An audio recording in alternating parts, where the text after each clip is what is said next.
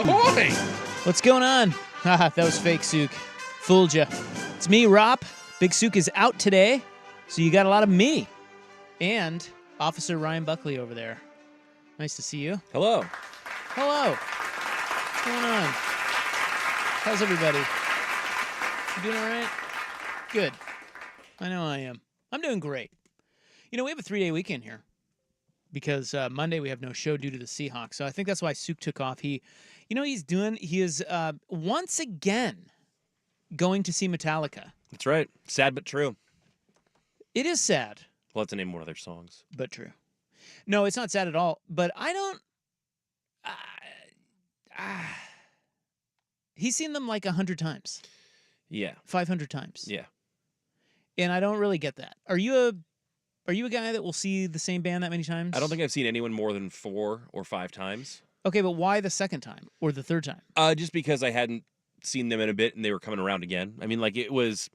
Okay. Most of the time, it's just based on convenience and, oh, this person's in town and I like them. Yeah, I'll go see them. Or you happen to be somewhere and they're going to be there too, and you're like, oh, that'd be cool to catch that show, like Vegas or something like that. Yeah.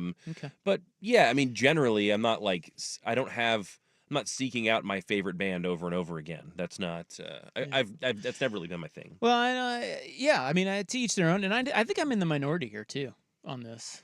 But I don't know about that. I mean, I think that there are definitely people who follow their favorite acts pretty.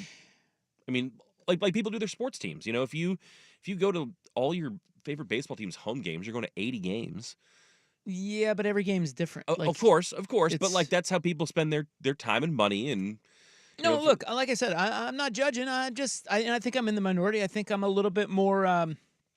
I'm more interested in seeing something new. I'm more interested in a new experience. You know what I'm saying? Yeah. So I had a boss back in the Bay Area who was about 50, and he was single, no kids, and his thing was following Springsteen around. Yeah. He'd use all of his vacation every year to follow Springsteen around. And but he would go places like Australia and Berlin and like Morocco, and whenever Springsteen went on international tours, he'd pick a couple destinations and he'd follow him there, and then he'd go see him in places that he hadn't seen him before. Like, oh, he's going to play at this venue in New York for 3 nights only. I'm going to go all 3 nights, and he's seen him over 300 times.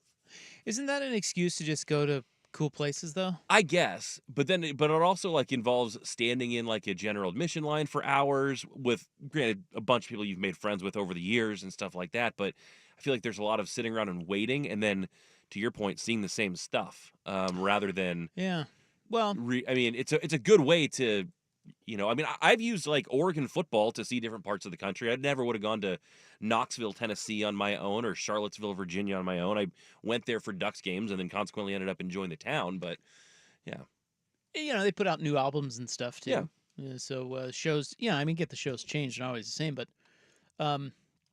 I've just never been one to watch anything more than once. I'm weird like this. Like, I don't even watch movies a second time, generally. And then, of course, you know, the retort is, well, you listen to music over and over, certain types of music over and over. And, you know, that's true. It gives you a feeling, gives you joy. I get it. I'm not judging. I just, for me, it's like, what's new? What's next? What am I going to watch? What am I going to watch now? Green Day was just here. Mm-hmm. And they had a couple tickets out there. Yep. And I thought about, you know, I've never seen Green Day. I'm a huge Green Day guy, but I think they're a good band. And so I'm like, that's a new experience. We should go see them. But then I looked at the weather and I was like, maybe I'll go to dinner with my bride, which we did. How was dinner? Good. Yeah. Excellent. Yeah. Our anniversary, you know, this week is that's right. Our anniversary. Right. Nurse Nice and I, 15 years, and Big Sook and I, 19 years. So he's in Mexico City, which is another place where it's like That's a place I'd really like to visit. I've heard amazing things about the culinary scene there, actually. Yeah, the food. It's supposed to be really good. I've heard that as well. But how would you know where to go? It's a huge I would city. imagine people have written about it. Well, yeah, but you can't always trust that, you know? No, but I think it's like, I don't know, it's had a come up in the food world a little bit. And so people know, and there are ways to find out. I mean, I don't know. But I'm pretty sure you could find some yummy little treats. Yeah, I think I need, if I'm going to be in Mexico, I think I need a little water, big water, ocean water, there. Mexico City's a little landlocked for me. Huge city. Or here it's cool, but it's not. It's not the top of my list. But I think it. Look. I can't wait to hear what he says about it. He'll be back Tuesday. And I would love to go to Mexico City and route to somewhere else in Mexico, somewhere else more remote or something, coastal even. That's But what I mean. stop over for a day or two. Yeah, and exactly. And then go. Yeah, with a couple of good restaurant recommendations from somebody I trust. And reservations ahead of time. Just hop in, hop out. I'm in. That's exactly right. Now you're talking. You and I are on the same wavelength here. I was talking about this today with someone. The cool, and I would totally do this when they turf me here, which should be any day now. I think this would be a fun thing. When we went to Italy, we got off the plane in Venice. We flew into Venice, which I don't care what anyone says. I love Venice. Venice is oftentimes criticized. Venice is beautiful. I think Venice is amazing. But, we're just a couple of dumb Americans, wide-eyed, and we're trying to stay up, because you go over there, you try to stay up late, or stay up, you try to not sleep so that you can just go get on the regular sleep schedule. Ideally, if you're getting there towards the evening, you want to be tired by that point in time so that you can just go to bed, wake up, and acclimate to the schedule, right? The way it works is the best thing to do is try to get over there, land midday, noonish, and because then I think you leave, you get to leave at night here. You can sleep on the plane. You land midday, and then you stay. You probably won't get good sleep, but you sleep a little bit, and then when you land there, you just stay up until and go to bedtime. bed at the normal time, and then you're, that's the best use of your time. Anyway, we were trying to do that, and so we're in Venice. No idea where to go. Big city, and my wife booked this like Airbnb experience because we were staying at this Airbnb, and there's these people on there.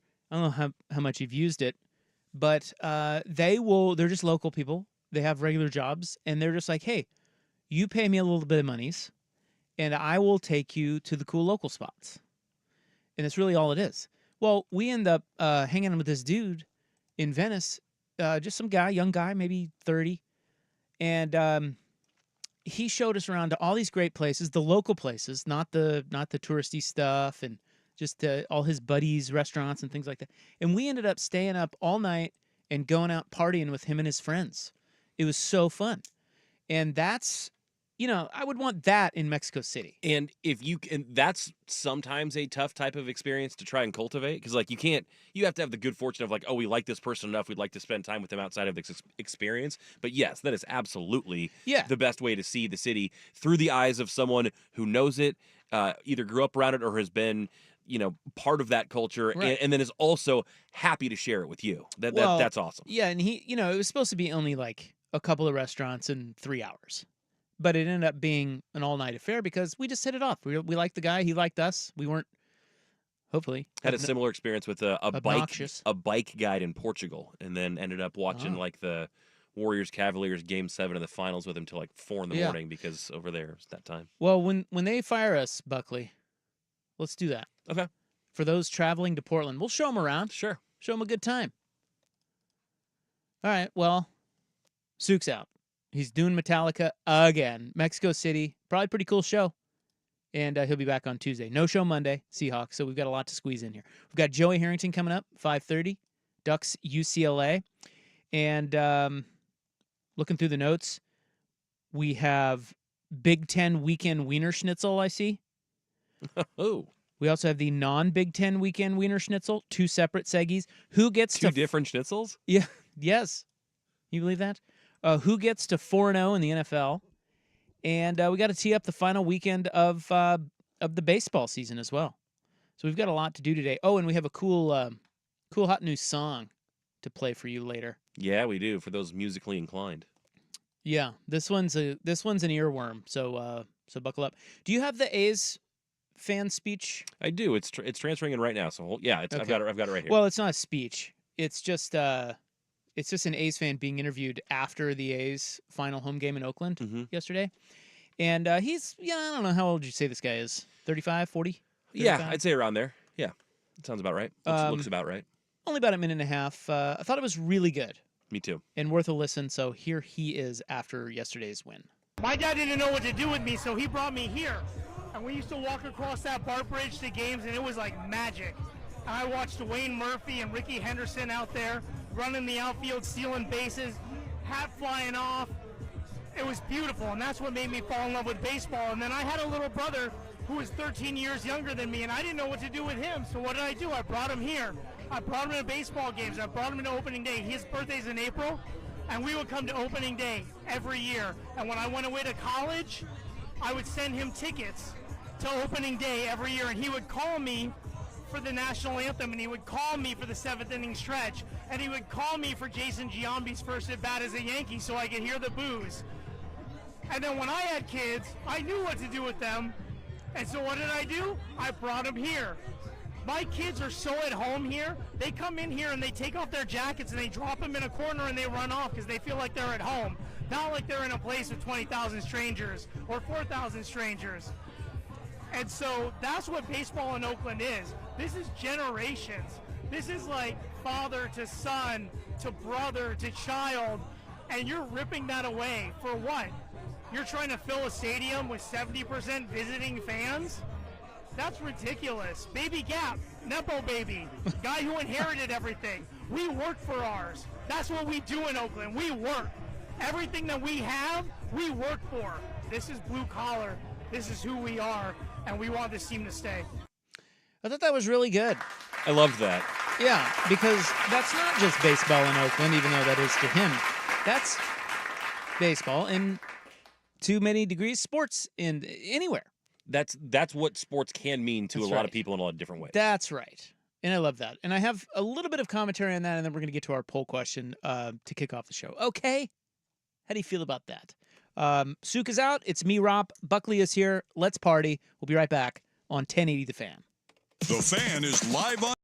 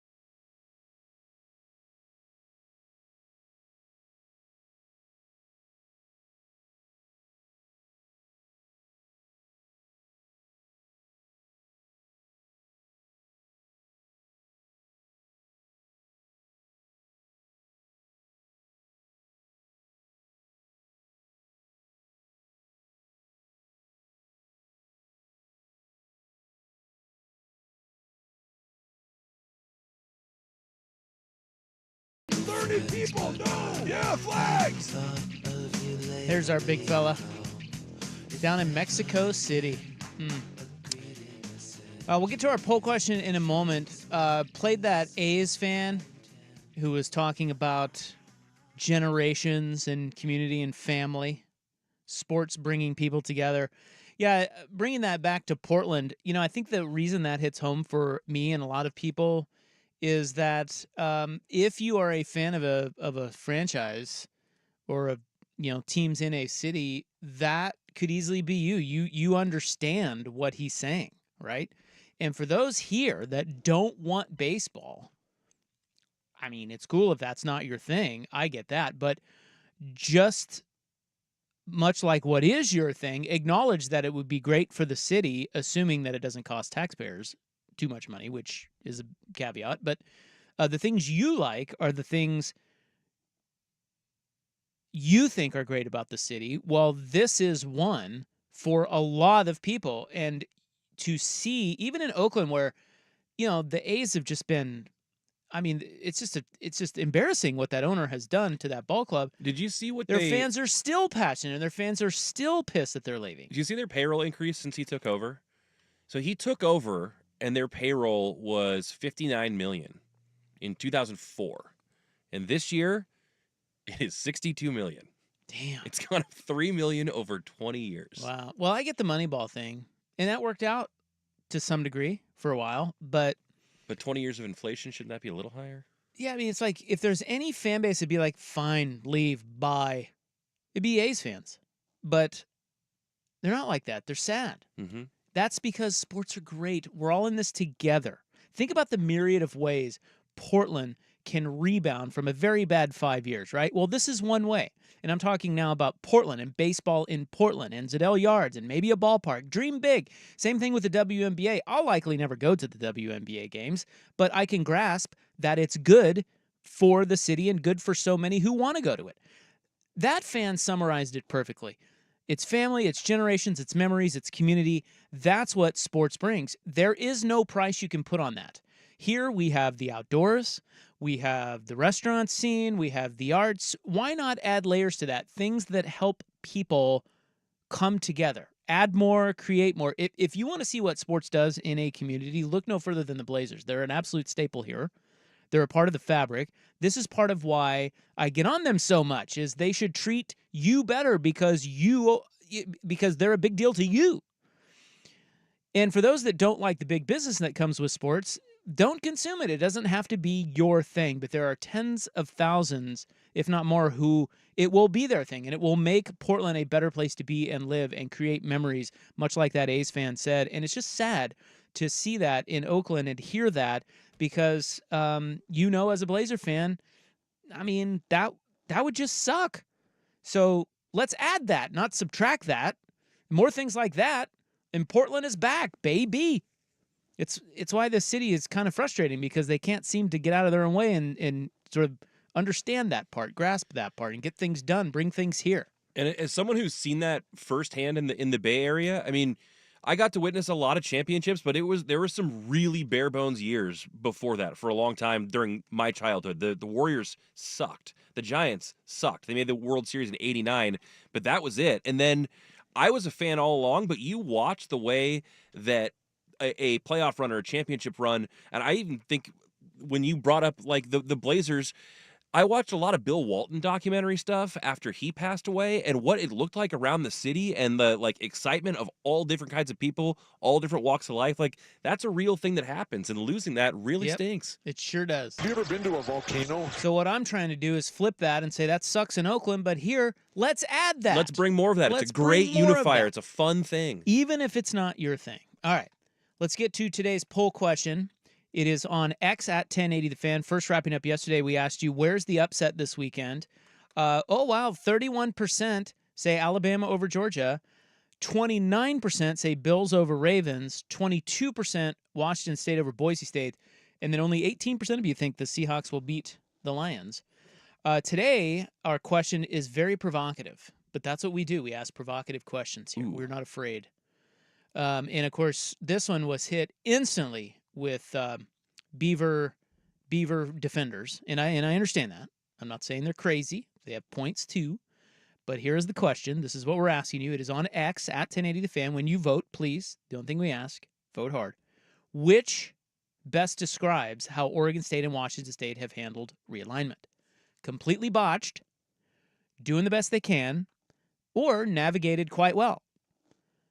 Right now, if I can pull it up here on the Fan, yeah, it's getting a lot of people are debating this one. A lot of votes. Doing the best they can, 62%. 21% botched, 17% navigated quite well. I'm not sure how you could vote for navigated quite well. No. I mean, so here's the thing. If they are navigating it quite well, it's because it was first botched. Like the botching happened first. They botched this situation, and now they might be navigating it, getting it better. Well, not better, but they're navigating the hand they dealt themselves. Do you know what I mean? No. Well, I don't see how. I mean, navigating it quite well would mean Avoiding it. You're really happy with what they've made of the situation, and I don't know how you could be. You just took Utah State. Yeah, well, considering where you are, this is probably the best you can do. But the reason that's the best you can do is because you botched it. Yeah, right. That's what I think. Yeah. So, but then look, I mean, let's put it this way. So now I think they're doing the best they can with what they have, but it's because they botched it. Yeah, it's because they put themselves here. I don't know.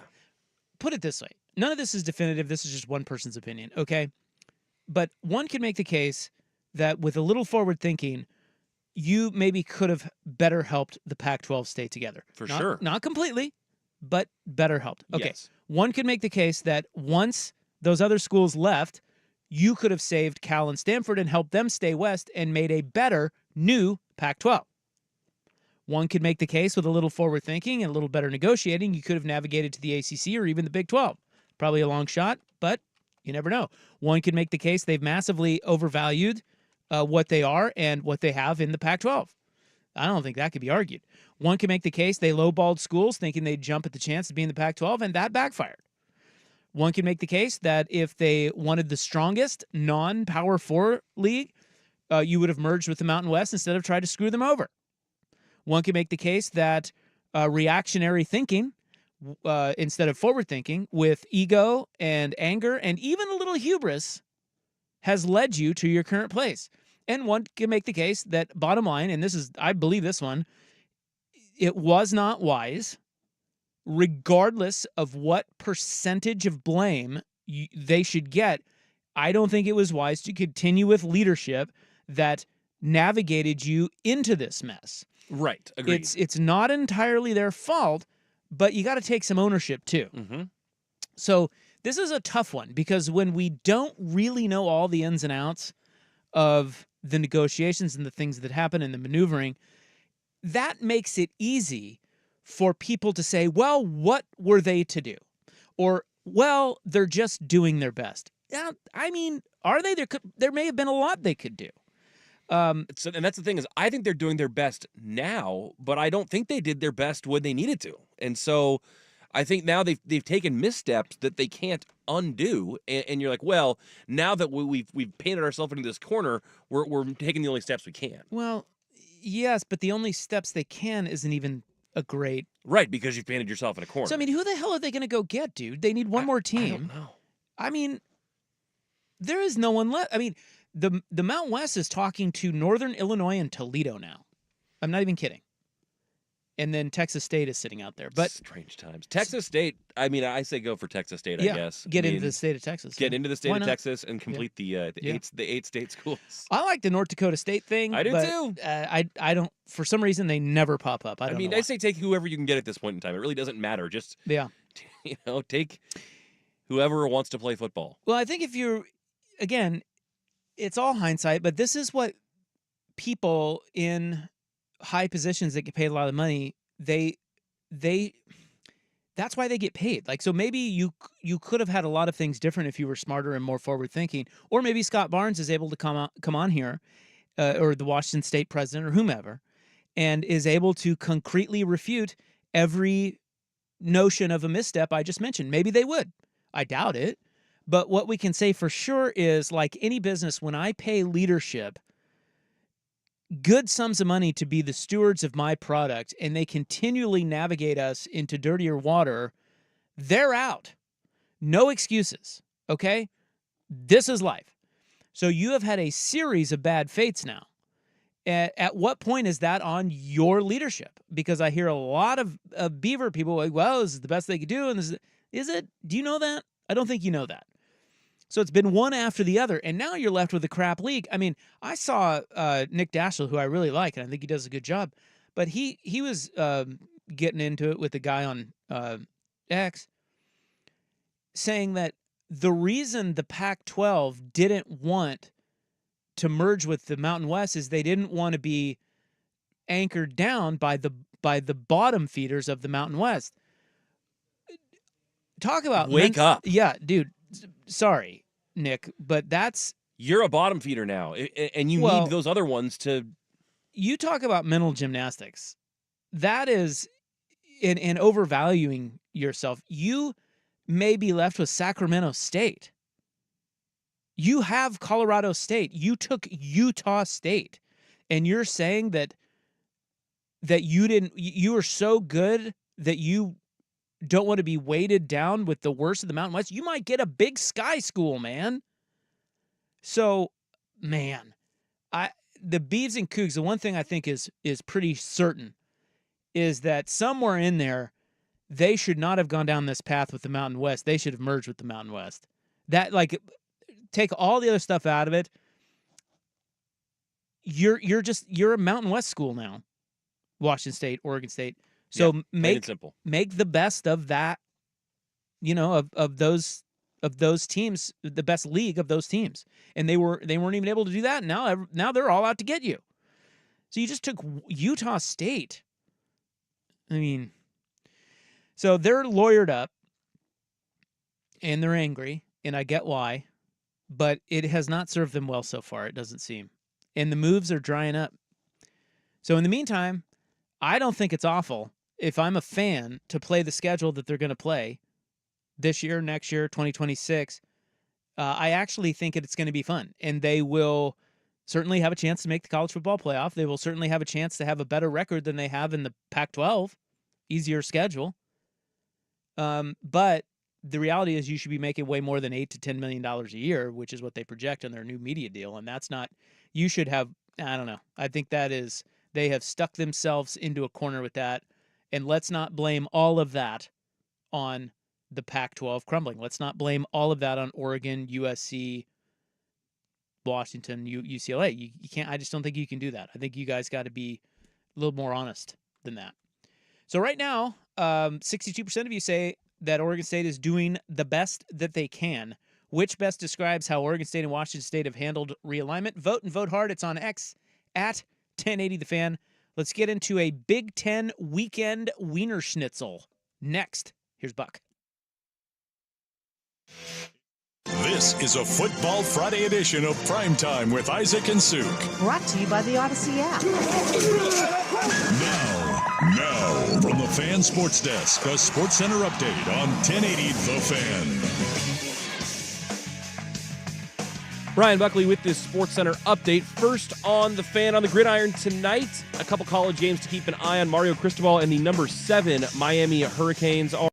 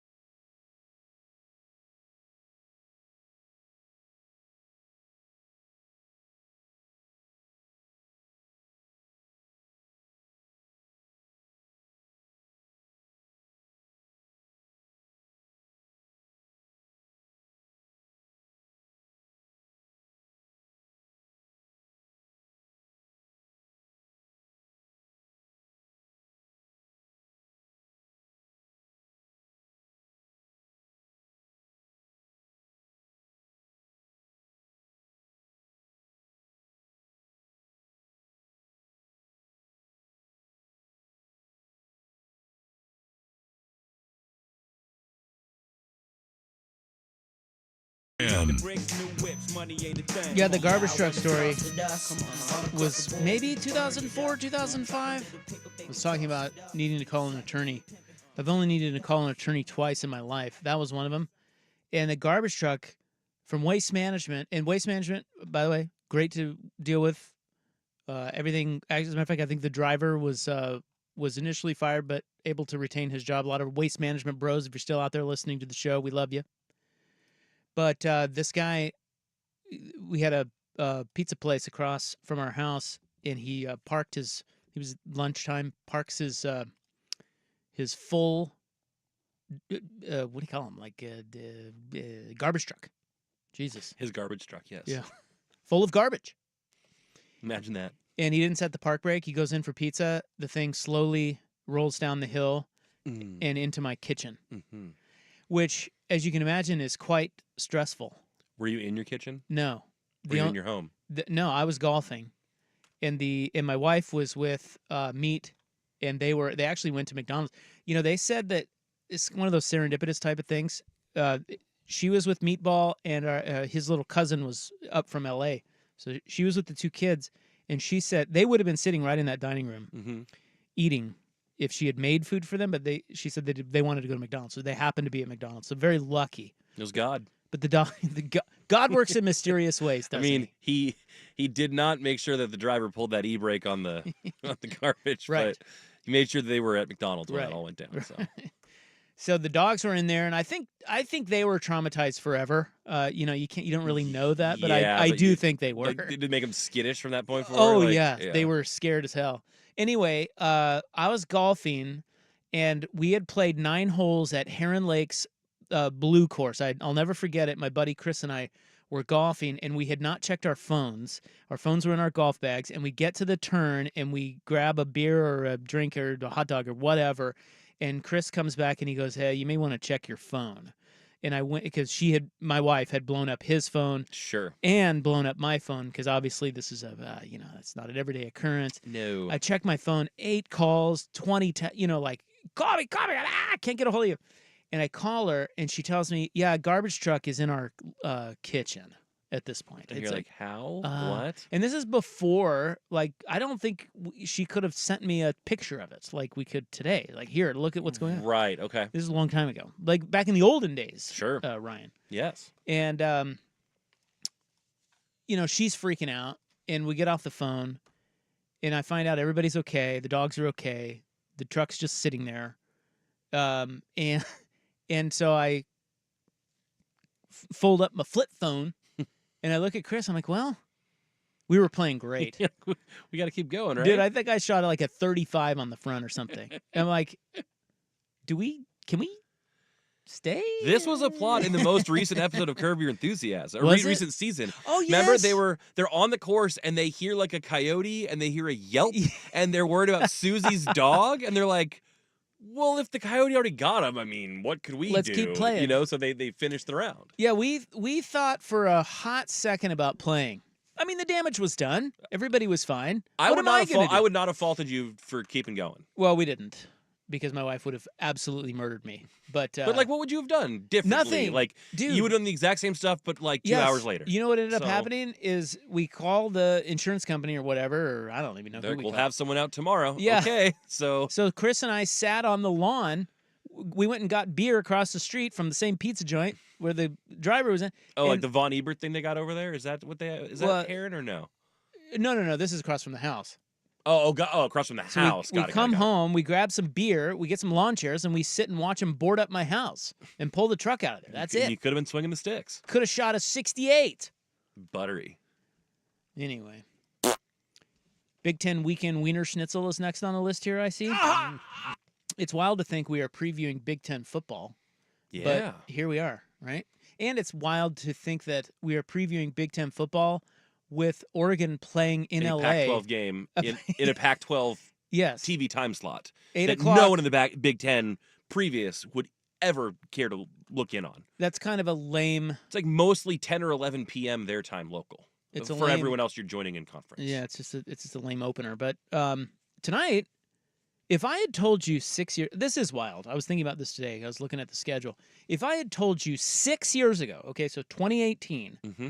UW would have a big Friday night Big Ten road game at Rutgers, you'd be like, Rob, what are you smoking? Yeah, did they move one of the Yeah, universities? like what? What do you do? Rutgers sucks. Okay, at that time, 2018, Rutgers was 1-11. Yeah. 1-11 with Yeah. Chris Ash. Washington, if you They suck too? no, they were good. They were had good then? They were coming off a 10-4 season, and they had Chris Peterson, who was going strong. There was no Okay, sign of okay, Chris okay. Peterson leaving. They had Jake Browning. Mm-hmm. Life comes at you fast. All of a sudden, Peterson, he's gone a year later out of nowhere. Then the Jimmy Lake mess. Kalen DeBoer comes in, takes him to the promised land. Then he leaves, and oh, by the way, you moved to the Big Ten, all in 6 years. Freaking crazy. And Rutgers has a better program now with Greg Schiano. For the second time around, right? Yeah. So we're going to look back on this UW run, I think, and it is crazy that they played for a national title, and now they're going to be in a different conference, presumably getting thumped by a lot of those teams because they lost everyone. And before that, they weren't really a national title contender. They were like, I mean, I know they went to one playoff game and they got housed by, who was it, Alabama the one year. But, I mean, they were a team where 10 wins was a good season, and all of a sudden they show up in a national championship and then it goes away. It was like a shooting star. It's just that cycle is going to be crazy when you look back on it. Yeah, it's weird. And I don't even know. You were telling me that Washington's an underdog at Rutgers? That's right. Rutgers is favored by a point and a half. Wow. Yeah. Big game. 5 o'clock on Fox. We'll be tuning in right here. Yeah. And that's tonight. Like I said, it's tonight. That's not tonight. Tomorrow. Tonight. All right, let's take a break. And when we come back, we'll go through some of the Big Ten games. It is your Big Ten weekend Wiener Schnitzel on the Fan. The home of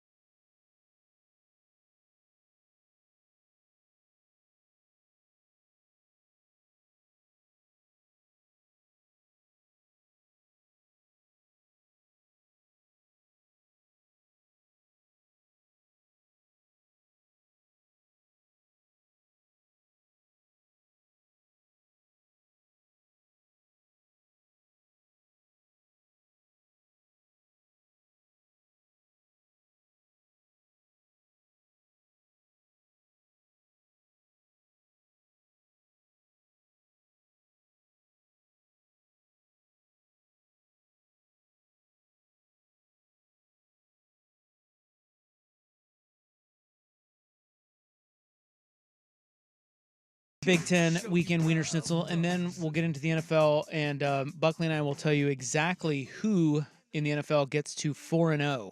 That is what is coming up. Joey Harrington at 5:30, all the good stuff. But, yeah, back to the Big Ten. I was looking through the sched. You know, it's not the greatest week for the Big Ten. I did see that Indiana is trying to get to 5-0, which is also weird to say.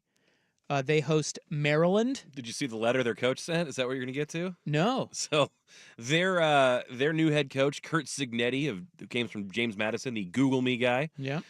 He wrote a letter that I think that went out via university email and basically said, don't worry about your tailgating. Don't worry about your parties. Don't even worry about your studying. We need you here to cheer your asses off to get us to 5-0. So he told people, don't consume your time drinking, tailgating, or studying. Just be in your seats at the football game. Okay, well, I get the studying part. It's a Saturday. But you should tell people to drink and have a good time. I think he doesn't want them still drinking and having a good time beyond kickoff, where the late arriving crowd kind of a deal. Oh, I see. Okay. Well, that's cool. Get your fans get your fans in the seats. I like that guy, Signetti. Seems like he's got something going. Yeah. I mean, when's the last time we talked about Indiana before him? Penix? Probably when they beat the Ducks in 2004. Yeah, I mean, come on. Now, I was looking at their numbers. Now, they haven't played anyone. Their best win is UCLA, but they are number 12 in college football in points per game, and they are 10th in points per game defense. My Hoosiers. I may become a Hoosier Your fan. Hoosiers. My Hoosiers. They're going to play Maryland. I don't know. Maryland may be good. I don't know. They're 3-1. Sandwich spot for Michigan.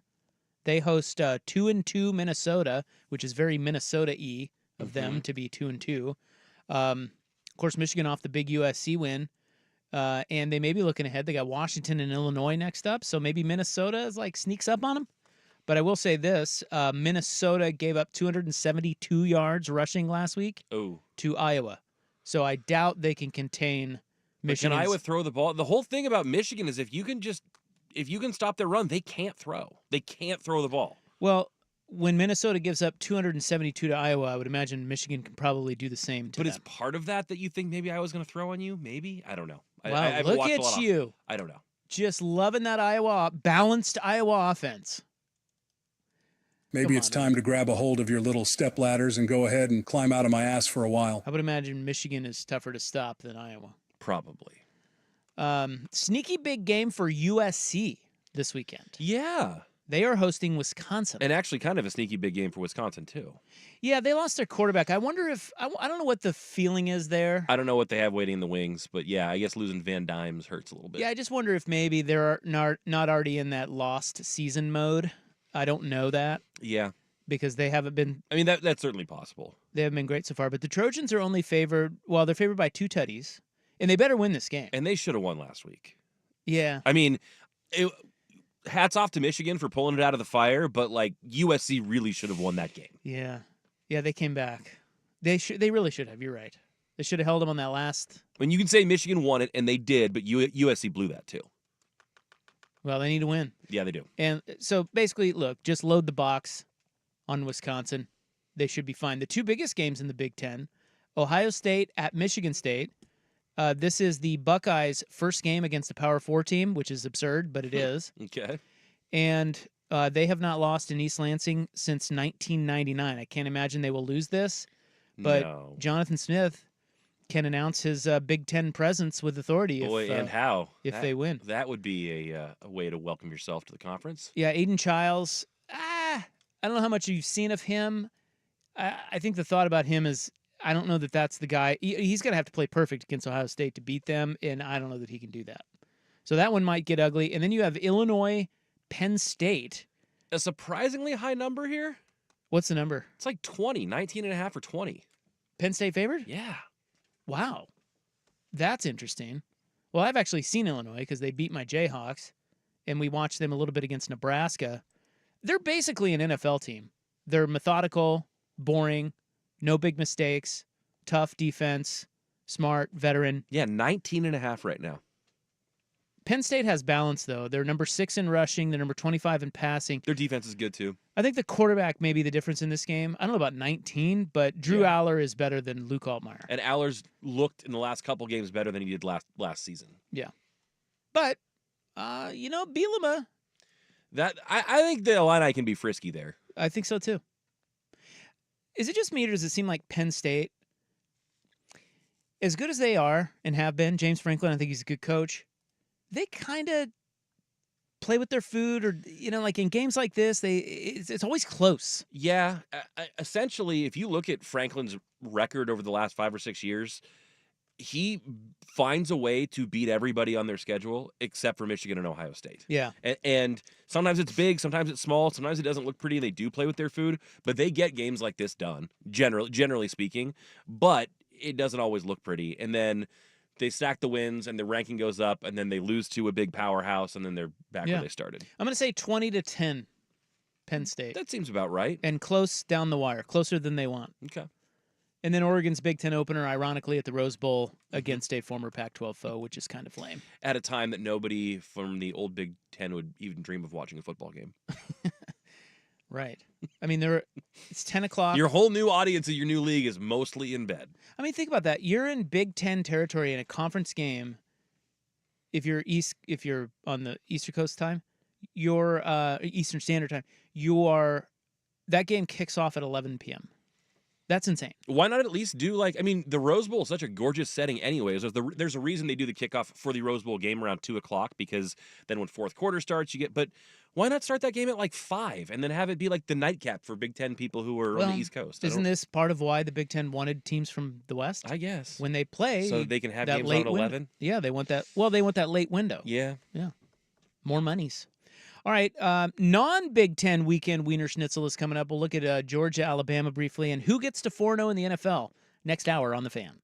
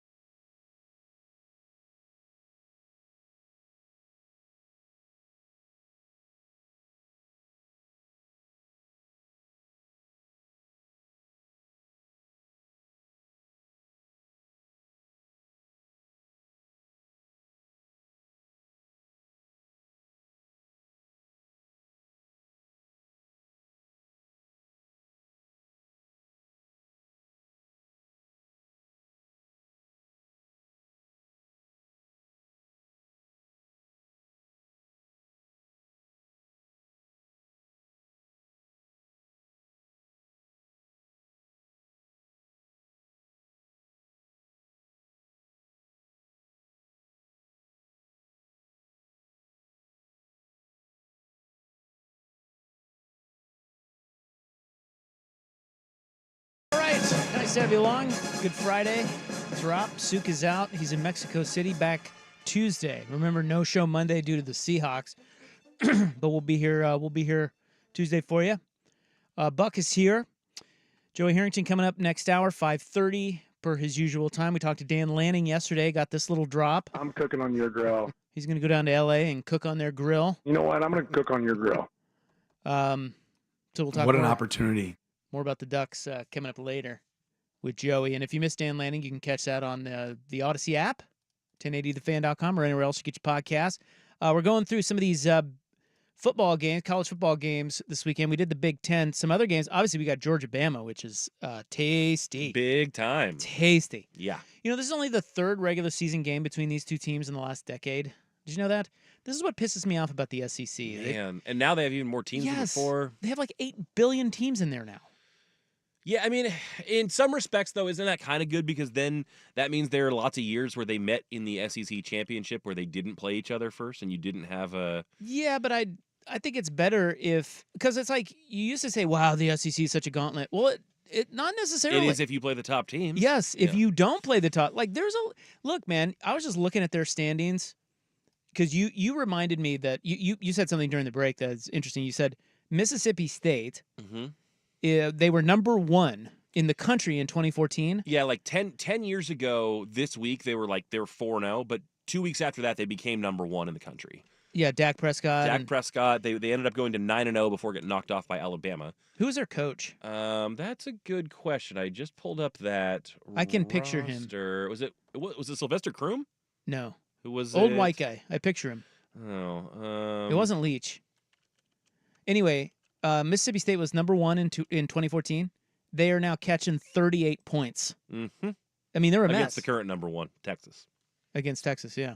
I mean, they're a mess. And so I was looking at the SEC, like Vanderbilt's just a it was doormat. Dan Mullen. Oh, it was Dan Mullen. Okay. Yeah, that's not who I pictured. But Vanderbilt's a doormat. Mississippi State's a mess. Florida's a mess. Auburn's a mess. We talked about Auburn. They're 6-19 in their last 25 against Power 4 teams. Boy. Dude, that's bad. Yeah. And you have A&M disappointing. You have Oklahoma looks kind of rough. Yeah. I mean, it's not all greatness in the SEC. And so, no. And I know they're talking about maybe switching to a 9-game schedule, which I think they should.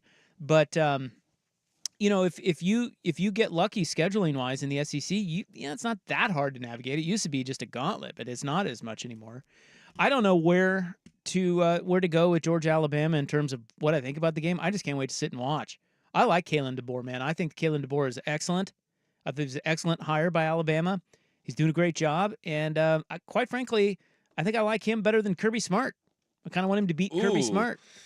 I want Kirby to go down. I kind of feel like we're talking apples and oranges a little bit, just because Kalen, I mean, he's the play caller, right? Whereas Kirby's defensive guy, more of the, game manager, CEO. But yeah, I love what DeBoer does. I'm not willing to bet against Georgia yet until Alabama with DeBoer shows me they can do it. Doesn't mean I don't think they can. I certainly think they can, but odds makers almost have this game dead even. I think it's that kind of I don't want to say coin flip, but I'm not convinced DeBoer has it. I'm not convinced Kirby does either. I think we're going to get a great game. You don't think Kirby has it? No, I mean I don't think it's I don't think he's got it locked down against DeBoer and vice versa. I don't think either one of them has this game in the bag is what I'm saying. Well, sure, of course not. Should be good. Looking forward to that. Washington State playing Boise State.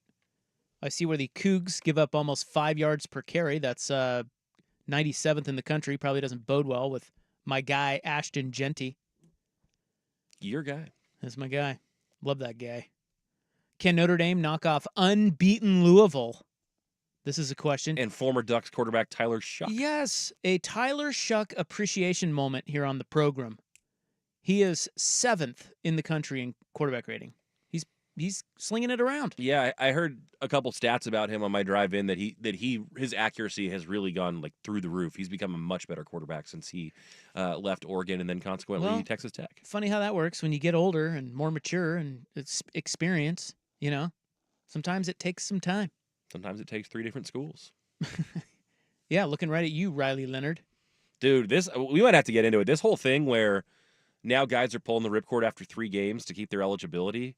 I don't know if this was a demon that college football saw coming. I mean, the transfer portal already is bad enough, but you start your season with a kid, and then he's like, I'm not feeling this. I'm just gonna go ahead and pump the brakes. Are you saying Riley Leonard's going to do that? No. But I mean, UW just had a kid do it today. And Who then, was it? One of their linebackers who just transferred in from San Jose State. Hmm. And obviously the two kids from UNLV did it, Well, and you get the 4 games before you lose your eligibility. You can still play 4 games and redshirt, right? Yeah, So yeah, exactly. this next week will be interesting because there may be a handful of kids that say, I don't like my role here. I could get more money somewhere else next year. I want to make sure I don't burn that. Well, I mean, they have every right. Of course they do. And I think we're going to flip out about that. We've already had 3 or 4. I think two from UNLV, 1 from USC. Yeah. Well, I think that But now that's not that many. But people are just getting used to the notion of guys being on 3 different teams in 3 different years, just like transfer. And now if you have guys that are like, I'm with this team, I didn't like my first couple of games, I'm out, that'll be something new. Yeah, and not great, but we're probably going to overreact to it like it's a bigger problem than it is. Of course. But because some of it's just on the what kids. we do. I mean, the UNLV quarterback, the Circa. Do you see the Circa CEO? Circa Sports, they're like the massive, or one of the massive sports books on the Strip. Yeah, they're actually down there they're downtown. Or sure, not you're right, not on the Strip. Yeah, that's the one that has the big outdoor sports book and the pool. And they call it everything. Circa Swim. If you're not familiar with it, look up Circa Swim. It is a pool meets sportsbook paradise. Yeah, they have the most cool. gigantic screens. They have all the game lines up there, and then they have pools for days. If you're like a bro going for a sports party, you could do a lot worse. You probably will not catch me dead in that water, but cool concept. Love the concept. Don't need to be in the water to enjoy it, I don't think. Well, anyway, he offered $100,000 to that UNLV quarterback. Yeah. And UNLV said, he's out of here. Forget him. Who cares about him? The CEO of the sportsbook was basically like, hold on a second. If it's the $100,000 is the problem, we've got that. He can have a deal, NIL deal with us. We'll give you the money. We'll get it right. And at that point in time, UNLV is like, nah, we're good. In fact, they said, we don't wish to do business with the Sluka family any further. Yeah, they're all pissed off and butthurt. I get it. I mean, they don't need him anyway. Weren't some of the UNLV players saying that it's about time the backup got his shot? They like him better. Oh, I didn't see that. Sluka's not. I mean, he's not that great. No, he's okay. Yeah, but by the way, Vancouver Ford text line corrected me. The stadium swim is what they call it there. Okay. Well, Tyler Shuck's having a nice season at Louisville, so we should point that out. What else do we have? We have Oklahoma State, Kansas State. The Big 12 is interesting this year because it's pretty wide open. Both of those teams need wins. Because I was going to say, the loser goes home game? I mean, they both lost last week. Right. Yeah, this is a big one. So this is probably loser knocked out of the playoff conversation, right? Because, you imagine Big 12, you're going to get your winner, and you might get one more. But if you've already lost 2 games at this point, your chances of getting an at-large are really dicey if you lose this one. Yeah, I don't know about at large, but I don't think either of them are out of it if they lose in terms of winning the league. I mean, you can still come back and win the league, but you put yourself behind the 8 ball. This is a big game. Yeah. And Oklahoma State, for whatever reason, they have Ollie Gordon, and they have no run game. I don't know what the hell's going on there, but Gundy said that basically because of Gordon, that everyone has just been giving them 8 and 9 man boxes. Okay. Some teams have been going like a 6-3-2 on them or something like that. But I mean, essentially, Bowman, their 29-year-old quarterback. I don't think he's actually 29. He's like 25, 24. He's been there a while. He needs to be able to throw it over the top. I'm a man. I'm 40. Utah, they can assert their early Big 12 dominance. They play Arizona, another good Big 12 game. That's a good little Big 12 former Pac-12. Yeah. Cam Rising saga continues. No one knows if he'll play. Oh, yeah, he missed last week, right? Yeah, he didn't play. It's like a soap opera with his injuries every week. I know. Can Duke get to 5-0? Mighty Duke. The Dukies, can they force Mac Brown out? They're playing their rivals, North Carolina. Are these cool ACC games? See, I kind of like. Here's another thing about college football that has changed, and a lot of people are like, yeah, this is terrible. Bleh, that I think is cool. Stanford is playing Clemson, and that's an ACC game. And to me, that's kind of an interesting matchup. Right? I think a lot of years recently, maybe it wouldn't be, as Stanford had kind of fallen on hard times, but they look a little bit better now. They're a little bit plucky, and Clemson, I don't know about Clemson. Clemson's kind of had a bit of a turnaround since they played Georgia, I guess. Well, but I mean, you wouldn't really care about Stanford football playing if they were playing Arizona, No. Pac-12 game. It's like whatever, who Well, cares? No, probably not. But now they're playing Clemson. Like, oh, it's kind of a cool game. Another cool one from the ACC, kinda, is Florida State's playing at SMU. Again, these weird new conference matchups actually are kind of interesting. I don't think anyone wants to watch Florida State play football anymore. At least not What this, did they not win this last week? season. I don't know. 1-3. I think they finally did get a W. Losers. Hey, I can't say that. They just got hit by a hurricane. By the Yeah. way, did you see the big news? What big news? Big sports news. I don't think so. Augusta National Oh, I did see some. I saw they got damaged, right? hammered by the hurricane. I guess they just got the brunt of it in Augusta. Mm-hmm. No And, Masters next year? Reports of hundreds of trees down, Hmm. which I would say is concerning. But I'm telling you, dude, having been there a couple times, there is no entity in sports that has that gives more Fs Yeah. than Augusta National. That whole thing could be swallowed up by a sinkhole, the whole course, It'd be rebuilt tomorrow. and they would have it up and running by tomorrow. Yeah. I mean, No, they, I saw, even though you don't like to see the damage, I saw people joking on Twitter like, "Oh no, whatever will they do with their unlimited resources to make it perfect again?" Yeah. I mean Exactly. that's what's gonna happen. It's totally not something to worry about. no. But I wonder how much damage it. Anywhere else you might be, but not there. Yeah, I don't know. I mean, there's no pictures yet, but some of that hurricane stuff is crazy. Yeah. God, man, it's wild. I saw a video today of a kid. He looked like he was maybe like 13 or 14. Maybe he's a little bit older, but it was like a woman in Georgia was interviewing him, and he's like blowing up this big old life raft, and like he can see his friend's house down the street, and she's like, "What are you doing over here?" And he's like, "Well, me and my buddy's supposed to go to the Dogs Tide game, and he's stuck over there in his house. You see him? I'm gonna go get him." And she's like, "Wait, hold on a second. You're gonna go get him so that you guys can go to the football game?" He's like, "Yeah, we gotta get to Tuscaloosa." And so he hops in his little thing, and he's like going to get his buddy. And once he gets across, they're going to the game. Ah, good. That's fantastic. See, sports. Yeah, bringing us together. That ain't no bird. The other thing, real quick about the hurricane, Colorado posted to their social media account. They're playing Central Florida, and for some reason, they posted a picture of a player in like waist high water. Yeah, I think they're trying to do like a Florida beaches bit or something. Yeah, well, maybe pay attention to current events. Yeah. Colorado, Jesus, man, He's standing in like 3 feet of water, Yeah. which looks like he's being flooded. they're flooded Yeah. at Central Florida. Uh-huh. I mean, My guess is this is one of those things that they cooked up on their social media team back in the preseason of, oh, we'll have one thing for each week to release, and they just put it in a folder and forgot about it. And then the date came and they posted Yeah. it, and they didn't even think twice. or there's just some young person running it that has no idea that a hurricane hit down there. That too.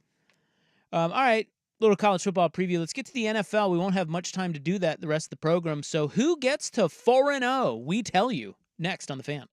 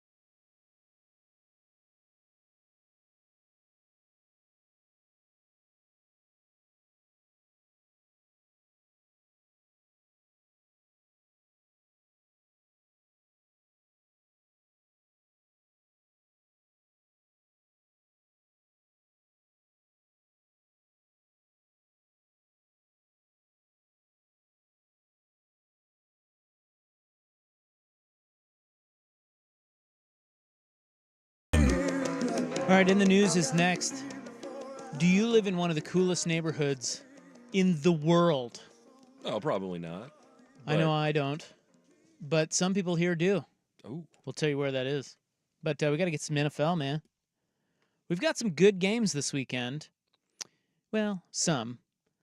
I think better than last weekend, but several 3-0 teams have some dicey ones. You've got 1, 2, 3, 4, 5 3-0 teams, and we are now definitively going to tell you who gets to 4-0. You have the Vikings, who are 3-0, visiting the Packers. You have the Steelers, 3-0, visiting the Colts. You have the Chiefs, who are 3-0, at the Chargers. You have the Bills, who are 3-0, at the Ravens, Sunday night, I think. And then Monday night, here on the Fan, Seahawks 3-0 at the Lions. Pretty good games. yeah, those are all very intriguing. I mean, I don't know if Pittsburgh Indy's going to be good, but the rest of them sound pretty good. See, I think the Colts are going to win. I think they might, but I don't think I've watched both those teams a little bit. It's not very fun to watch both of those teams play. Yeah, it's probably going to be pretty ugly, huh? Yeah, that's all. 21-18. Oh, it's going to be something weird like 1916. 18-15. There you go. We had 2015 last night in Thursday Night Football. Were you sweating that? Did you have money on Dallas? I had the under, so I was good. Oh. Well, I guess Al Michaels pointed it out. The spread was 5.5. They were up by 5. Yeah. And it was anywhere between, I think some people got it at 4.5 a couple hours before the game. But most of the week, it was 6.5, 6, 5.5. Yeah. Yeah. And the Cowboys, if you didn't see it, dude missed a field goal with 20 seconds left. And They it would've was been that up 8. guy's first time he's ever missed a field goal beyond 50 for them. Did you watch that? Were you watching? Yeah, I was watching. Okay, so he kicked a field goal prior to that, too. That was like 60. Yeah, and he's awesome. This Cowboys, that was the first time he's ever met. Like, he's amazing. Yeah. Aubrey. But isn't it weird? Do you find him, when you watch him kick, doesn't it almost look like he's kind of half-assing it? Did you notice that about him? I didn't. It didn't jump out to me. I would have to take a closer look. It kind of looks like, I mean, a lot of the other kickers, or we're just used to them, like, really got a leg up. It get looks it more high like nonchalant, kind of. Yeah, he's just like, it's almost like he kicks 50-yarders like they're chip shots. I kind of know what you're talking about. It sometimes to me feels a little bit like the dude at the range or in your foursome who has the ultra smooth swing but still just absolutely bombs it. You're like, how is it that everyone else is like really like gripping up and trying to pump one out there, and you just kind of have this easygoing thing and it does what you need it to? Well, the Cowboys won. He missed the kick, so he didn't cover the spread, but the Cowboys won. And McCarthy came out today and said, they were dropping like flies. Micah Parsons is out. Yep. He said that one was worse than they thought, and he said DeMarcus Lawrence is worse than they thought. They're both going for second opinions. So the Cowboys, I don't know, man. And they needed that win. Well, they got it. I know, but just to get to 2-2, and now you got guys going down with injury. All right, I've only got one 3-0 team winning. Can you believe that? I need to pull up the slate again so I can see them. I know that you read them off. Vikings at Packers. Steelers at Colts. So my big question there is Jordan Love back, or is it Malik Willis again? Well, I don't think they know yet. Okay. But I still think the Packers are going to win. Yeah, I guess I think that if it's Willis, there's more of a chance I see the Vikings getting it done, but I still think the Packers win. So I've got the Packers there. Colts, Steelers. I think the Colts are going to win. And that's because I'm with you. I feel like NFL teams back against the wall, got to have a win. Steelers a little overvalued, certainly beatable. I think the Colts get one. You have Chiefs, Chargers. Now that I think Chiefs win that because I don't even know if Herbert's going to play. They're saying questionable. If Herbert doesn't play, they don't win. No. Easton Stick is not beat, or whoever they bring in. Who did they bring in instead? It wasn't Easton Stick. They brought in what's his nuts? Heineke, right? Heineke. Yeah. Taylor Heineke. So I think Chiefs win there. Bills, Ravens. I got Baldy. I got Baltimore there. Baltimore looks really good, and the Ravens look kind of messed up. You mean Buffalo looks really good? That's what I meant. Yes. Yeah. Yes. Yeah. See, I'm going to go Baltimore. I don't think they look messed up. I think they're just getting their feet under them. They're a good team. Oh, you're going Baltimore? Yes. That's what I said. Oh. I only have one of the 3-0 teams winning, and that's the Chiefs. God, the Bills have looked so good. I don't know what it is about Baltimore. they have a really hard time closing, so Yeah. it worries me that the Bills come back and win in the last 10 minutes. But I think Baltimore's going to have something for them, and then I don't think the Seahawks win in Detroit. Seahawks have played. I don't think the Seahawks win in Detroit either. Bo Nix, Jacoby Brissett, Skylar Thompson, and Tim Boyle. Come on, man. Seahawks have done exactly what they've needed to do, but they have not been pushed very far. And I like that coach. I think they've got a really good. That was a good hire. Yeah, I agree. But the Lions will get them. They want. Plus, Seattle won there last year, I think. So yeah, they ain't gonna do that again. My Lions. So I've got one undefeated team, the Chiefs, and that's it. So there you go. You heard it here first. I think the Bills might get another one. Okay, Bills 4-0. Yeah. But otherwise, I'm with you. I'm trying to look at the Chiefs. I mean, that one's all. I feel like the Chiefs are due for a loss. They've definitely been playing with their food. But if there's no Herbert, then what are we talking about? Yeah, so they play New Orleans next, and then they have a bye, and then they go to San Francisco. I'm talking about the Chiefs here. Mm-hmm. Yeah. Then it gets a little easier. Raiders, Bucks, Broncos. Ooh, they play at Buffalo this year. Fun. That's my favorite NFL game, when Buffalo plays Kansas City. It's good. That's a good matchup. That's the best game in the league. I mean, and they have a history of some good games too. So It's in two exciting quarterbacks. That's what football should be. Buffalo, Kansas City. Kansas City, Cincinnati's been pretty good over the last couple of years too, even including this year. Yeah. You think the Bengals are going to be 0-4? No, I think they will beat the Panthers. My Panthers. Andy Your Dalton. Panthers. Yeah, they're my Panthers. Okay. Until they lose. They've lost twice already. No, dude, they're on a hot streak. The Dalton Panthers are your Panthers. Yeah, 1-0. The Andy Dalton Red Rifle Panthers. I love them. So there's your NFL weekend. We've got Seahawks Lions Monday night here on the Fan, so we will have no show, which we're very upset about. Yeah. Believe me, we are. It's sad. Somehow we power on. You know what we have next week too? We have a Friday Duck game too. That's right. Next week. Look at you getting a 3-day work week. We're going to the coast, my wife and I. Oh yeah? Yeah. What do you think about that? Sounds nice. We're gonna go to the coast for Thanksgiving this year. So Friday, you know what we're doing Friday? I don't know if you're privy to this information. Like next Friday? Yeah, next Friday. Yeah. A week from today, our show will be on from noon to 2. Wait, really? Yes. I didn't know Moving that. time slots. I did not know that. I thought I had the day off until Ducks post game. You might want to get with the boss. Yeah, apparently so.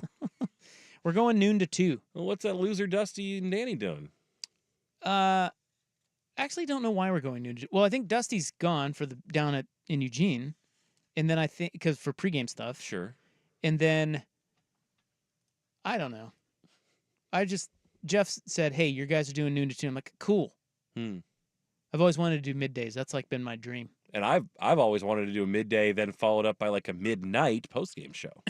Well, it's the Big Ten home opener Well, yeah, who could? against Michigan State and Jonathan Smith. If anything calls for double duty, it's Michigan State coming to town. Hey, I've always wanted to do a 2-hour show too. Let's not.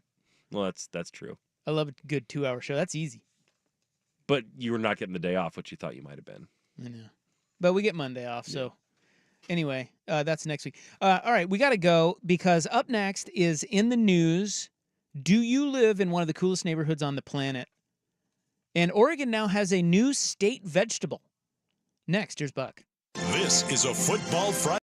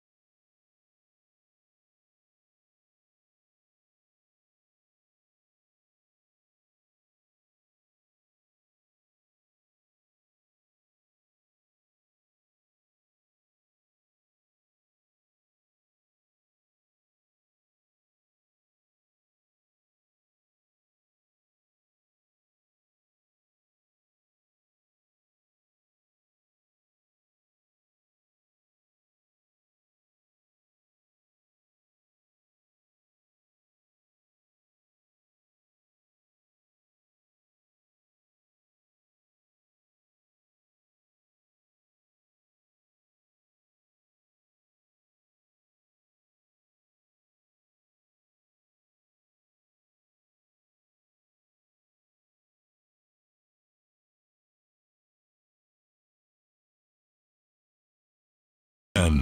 You know who's going to rock your ass for 2 hours, and he's excited about it, is Ryan Buckley at 1 a.m. with Will Ortner for the Ducks postgame show. That's right. Here on The Fan. Although you might only get 90 minutes of ass rocking because that's how long the show is scheduled for. Oh, I was going to say, how do you know how long to go? 90 minutes. I love your peanuts, man. We go 9 seggies and basically try to like get off at the bottom of the hour or top of the hour depending on when we take calls. We take more texts, although if you want to call us around 1:30 in the morning, we'll probably pick up the phone. Yeah. So. This is great for what you were saying during the break. This is great for your wife. Oh yeah, she found out this kickoff time, and every Duck fan, everybody I know, like absolutely hates it. She's like, "Well, this is perfect. It means she'll be home for bedtime." Yeah. I'm like, "Oh yeah, that means I get to help put the kids in bed and then go." The bedtime is the worst for the kids. It's a hard time of day, and she needs help. Yeah. And so you'll be home for that. Yeah. And then you watch the game. Yep. She can relax with a glass of wine or whatever else she partakes. Yep. And then she gets the best even after that because then you just leave. That's right. And now you're not even in the house. No. That's fantastic for her. Mm-hmm. What a great Saturday night for her. It's a good setup for her. So you'll be home by 3 a.m.? Yeah. God, something like that. She told me that she'll do the morning duty the next day. I said, thanks. Yeah, you'd hope. Yeah. Come on, teamwork. Yeah, when those kids wake up at 6, guess who's not going to be up with them? September 27, 2024. It's time now for In the News. I am your noted newsman. Now, there's there are some shenanigans going on here. Yeah, I can hear our shrieking boss. What's going on out there? Well, she's drunk. Oh, nice. Kim is drunk again. And Kurt, sales bro. Loaded too? Well, of course. Yeah. You know these people. Yeah, we do. These people go out to lunch at noon and they never return. Or if they do the old return, Mad Men 3 martini lunches. Yep. If they do return, they're hammered, and they are hammered. They're actually getting ready to go to another event. Where they'll drink more? Oh, well, yes. But they seem to be up to no good out there and trying to distract me from my job. Little do they know I'm a beacon of focus. We should bring them in again. I don't think that's a good idea. I don't either. As a matter of fact, I was told staunchly by sober Kim to never let drunk Kim in here ever again. Yeah, I was told by drunk Kim, yeah, it's fine. You can put it out on the podcast. And then sober Kim told me, we might need to take that podcast down. Yeah, they're fun. We'll just continue to slave away. They are a hoot. We'll just continue to make them money while they continue to go drink. But I'm not bitter. See, I have FOMO. I don't know. Are you a FOMO guy? Oh, yeah. I'm a big FOMO guy. Mm-hmm. I really, really, really miss happy hour. Like, I got to be honest. If I had it my way, we'd do mornings now because it just fits my life better. Sure. I'd rather be off at 9, golfing by 10, and I used to do mornings. I loved it. See, I didn't like it. There was a really weird. There's a part of it that's really tough. That is like yes, and actually right now would be tough too because you have to try to go to bed early. You have to, or you have to be able to get an afternoon nap, which is a whole other thing. Yeah, I didn't like mornings because I could never calibrate napping or staying awake or what time to go to bed. Like I was always just, it sucked. But back then I was drinking a lot and partying. Sure. I don't do that anymore. Well, back when I worked that shift, I could not drink the night before shows because I was like waking. I mean, starting at 6, having to get in and like write a couple reports and pull some sound by like I don't know 5:15 or something. You're leaving. You're waking up at like 4:15, 4:30. That's not. You can't have a couple pops and call it a night at midnight and feel good the next day. In the News is brought to you by the Advocates Injury Attorneys at advocateslaw.com. Advocateslaw.com. Interestingly, it is Morning Show Host Day. Did you know that? Morning Show Host Day. Well, congrats to Dirt and Spray. Yeah. All the morning show hosts out there. It's your day. Yeah. Do you have a favorite morning show that you grew up with? Oh, well, I listened, like when I was a kid growing up, I listened to the FM station, Wild 107. That was my thing. But because sports, I was the afternoon guy. I wasn't crazy about the morning guys where I grew up, but from like the 3 to 7, essentially the prime time of my area, that was my wheelhouse. Somebody said Bob and Tom. I remember old Bob and Tom. There was a show. I didn't grow up with a morning show because in Salina, I don't even remember listening to the radio in the morning. I don't even know if they had it. But once I got to Kansas City after college, there was a show hosted by a guy by the name of Johnny Dare. It was one of those wacky, That's a great name. wacky FM morning show type thing, like real raunchy, dirty stuff. The name alone says that. Yeah, I think he's still going. I'm not sure, but I thought his show was you know what it was? It was a hoot. Oh, look at that. Probably some content that you couldn't get away with today, like Howard Stern type Sure, stuff. sure. But it was the Kansas City version of that. It was really funny. We constantly get away with content here that I can't believe we do. Yeah, it's true. I just think no one listens. I don't think that's the case. I think people are just like, this is what these guys do, and you've been like grandfathered into it from an old era or Ooh, something. Mark and Brian. That's a good one. Those guys are missed. They were great. They used to be on KGON mornings. Old morning shows. Colin Cowherd, morning show here in Portland. How many people know that? That's when I did mornings. Worked with Colin. Yeah, someone at the Vancouver 4 text line hollered at me saying the Doghouse. That was the 107.7 morning show that I listened to in the Bay Area. Yeah, we all have them, ones that we liked. It is also Save the Koala Day. I put the koala as a top 5 underrated animal, along with the Komodo dragon, Okay. the buffalo, the wolf, and the sloth. Those are my top 5 underrated animals. Big marsupial guy. You got 40% marsupials in there. Well, come on, the Komodo dragon. Are you kidding me? Well, no, I know. But, Dude, that thing's badass. But you have koala and sloth. Yeah. Well, the sloth, come on. I don't even know if the sloth's underrated. Those things are great. And the wolf, I think, is a little undervalued. Yeah. I think we just, we compare it too much to a dog, and it's like, whatever. We see the dogs, coyotes, but wolf is a badass. I also think it's tough because, in the hierarchy of pets, dogs are more badass than cats, but in the National Geographic world of dogs and cats, the biggest, baddest cats are lions and tigers and cheetahs, and the biggest, baddest dogs are wolves, and they're kind of small. They're not that great. I don't know. Look at you. See, this is why I think they're underrated, because of that kind of apparently so commentary. Running back Arian Foster once said that he could beat up a wolf. Yeah, I remember. He's crazy, right? A little bit. He turned out to be crazy? I don't know if he's crazy, but he says things like that. Time Out. That's a magazine? Time Out? I don't know. Maybe. Time is a magazine. Time Magazine, Man of the Year. Yeah, I don't know what this is. Maybe a website. Anyway, they revealed one Portland neighborhood as the 5th coolest neighborhood in the world. In the world? Yes. They ranked neighborhoods of the world, of the planet. I don't even know how you do this, but they did it. And it reveals that the Kearns neighborhood is 5th on the list. Wow. Do you know where that is? Roughly. Yeah, I kind of don't. Northeast, right? Well, I guess let's find out. Let's make sure. Yeah, it's Northeast 28th. It's barely even north or south. It's just kind of east, right?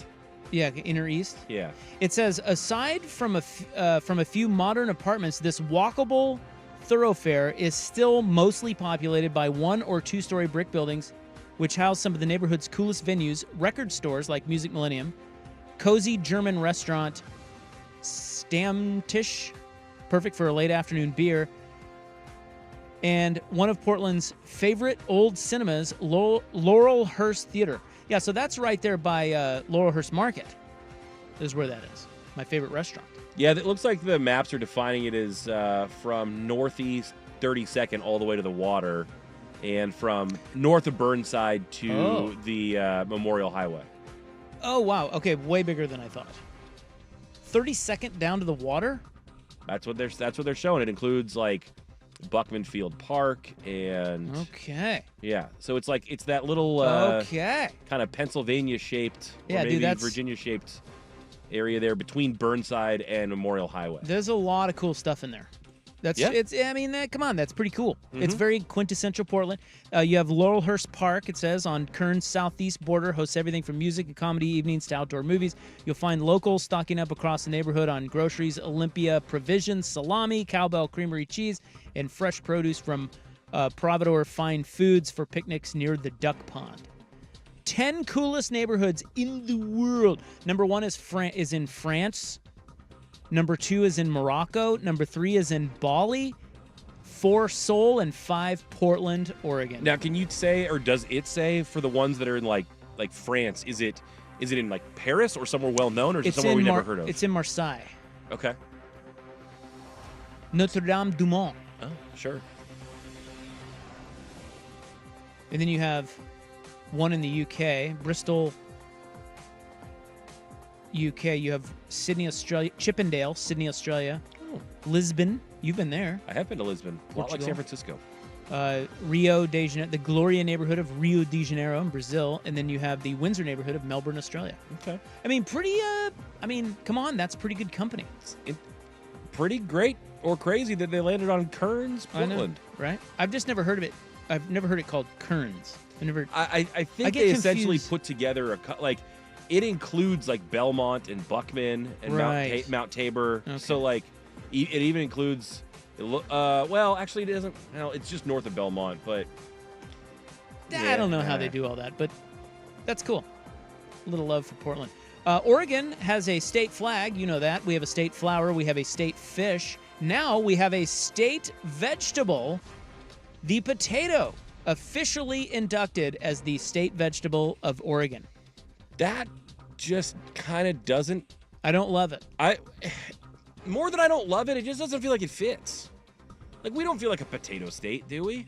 Well, Idaho's the potato state. Of course. So they're like kind of next door. Yeah, like kitty corner. You can't just steal another state's vegetable. It's very much their thing. Now, I don't know that we have to have someone that's like exclusive to us, but I don't know. If you told me kale, I'd be like, yeah, that tracks. Yeah, it turns out potato farming is one of Oregon's most important crops. Brings in up to $200 million annually. And so we have, to this day, not had a state vegetable, but they've officially inducted it now. Well, so I'm underwhelmed, but okay. Do you consider the potato a vegetable? Ooh. Great question. It's like, I feel like, nutritionists and dietitians will consider it like a starch, which isn't really. That's what I think of. Or is it, I mean. Like if you said, hey, if you said, you can have a potato, or I'm sorry, you can have a vegetable as a side, I'm not thinking potato. Right. If you say you could have a starch as a side, I'm thinking potato. If you order a steak and I say you want a side of veggies and it comes with potato, you're like, what is this? That's not a vegetable. That's a starch. Yeah. This whole thing is flawed. It really is. It's all flawed. Start over.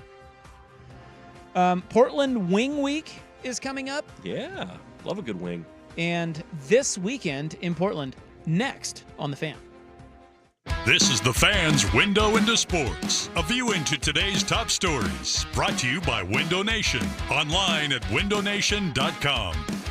From the Cowboys locker room, there was no firm indication that this is a significant injury right now. Micah Parsons did ice that left foot for a few minutes on the training table. I saw him come out with a slight limp without the ice. A teammate asked him, hey, you going to be good? He said, yeah, I'll be good. Yeah, Micah Parsons, high ankle sprain, going for a second opinion.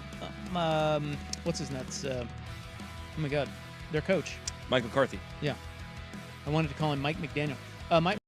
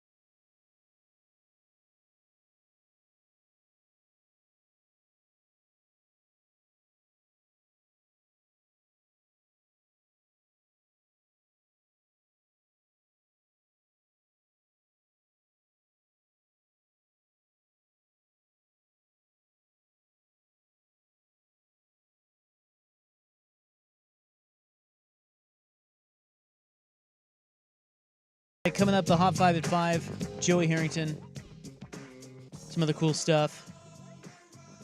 This is in the news, September 27, 2024. Noted newsman here, my news contributor, Jason Skukanik, out. He's in Mexico City following Metallica again. Would I have to lay on the naked guy the entire flight? Portland Wing Week is, I think, next week, you said? Starts Monday. Yeah, so next Or week. maybe it starts Sunday. But yeah. What is the start of the week to you? So, to me, it's Monday. Come on. Yeah. No, Isn't that universal? I think that's right. Yeah. So next week... but not on a calendar. On a calendar, it starts on Sunday. I know, and I think that's stupid. I don't disagree. I don't think there's anybody that thinks of a Sunday as the start of the week? the new week. No, it's the end of the old week. Right.